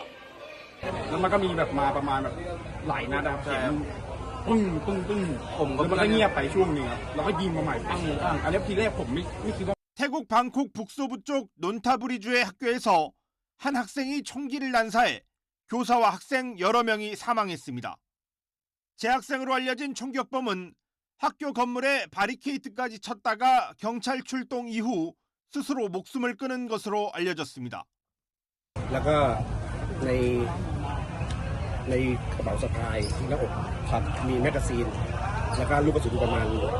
총격을 벌인 학생의 집에서는 조부모까지 숨진 상태로 발견됐습니다. 경찰은 총격범의 가족을 상대로 총기 소지 경위 등을 조사 중입니다.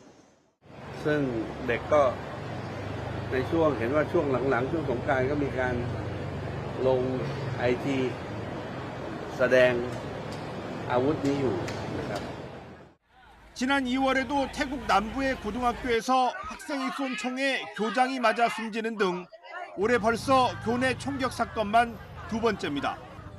비슷한 사건이 터질 때마다 태국 정부는 대책을 발표해왔지만 이미 유통되는 총기가 1000만 정 이상이라 규제를 강화해도 대형 총격 사건이 반복되고 있습니다. YTN 신호입니다. 유럽 최대 하천 중 하나인 다뉴브 강이 가뭄에 말라붙으면서 제2차 세계대전 당시 나치 독일군의 흔적이 잇따라 드러나고 있습니다. 독일 전몰자 묘지관리협회는 지난 2일 헝가리 부다페스트 시내 다뉴브 강변에서 나치 독일 국방군 장병 2명의 유해와 군용 오토바이, 접시형 대전차 지뢰가 발견됐다고 밝혔습니다. 협회는 강바닥 토양에 경유가 섞인 덕분에 장병 인식표가 80년 넘게 온전한 상태로 유지됐다며 이틀에 걸쳐 유해를 수습했다고 설명했습니다.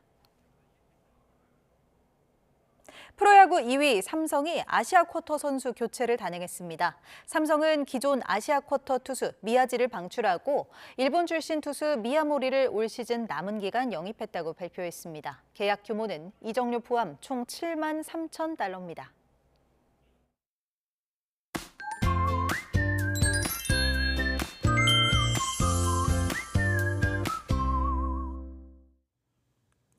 오늘은 서울 기온이 38도까지 오르면서 119년 만에 가장 뜨거운 입추였습니다. 닷새 연속 올여름 최고 기온도 갈아치웠는데요. 주말인 내일은 서울의 낮 최고 기온이 35도로 극한 더위는 다소 누그러지겠지만 여전히 폭염특보 수준의 더위는 계속되겠습니다. 내륙은 주말 내내 구름만 가끔 많겠습니다. 다만 한때 소나기가 지나는 곳이 있겠고 동해안과 제주도에는 비가 내리겠습니다. 특히 강원 동해안과 산간에 150mm 이상, 경북 북동부에는 100mm 이상의 폭우가 쏟아지겠고 시간당 최대 30에서 50mm 안팎으로 매우 강하게 내리겠습니다. 또 전국적으로 바람이 강하게 불겠고 해안가에서는 너울성 파도가 밀려올 수 있겠는데요. 너울성 파도 사고는 방파제와 갯바위에서 더욱 주의가 필요합니다. 젖은 바위는 매우 미끄럽고 한번 파도에 휩쓸리면 스스로 올라오기 어렵기 때문인데요. 또 평소보다 파도 거품이 넓게 퍼지거나 바닷물이 갑자기 많이 들어왔다 빠진다면 이 큰 파도가 뒤따를 가능성이 있어 해안가에는 접근을 자제해야 합니다. 날씨였습니다. 이상으로 금요일 뉴스나이트 마칩니다. 시청해주신 여러분 고맙습니다.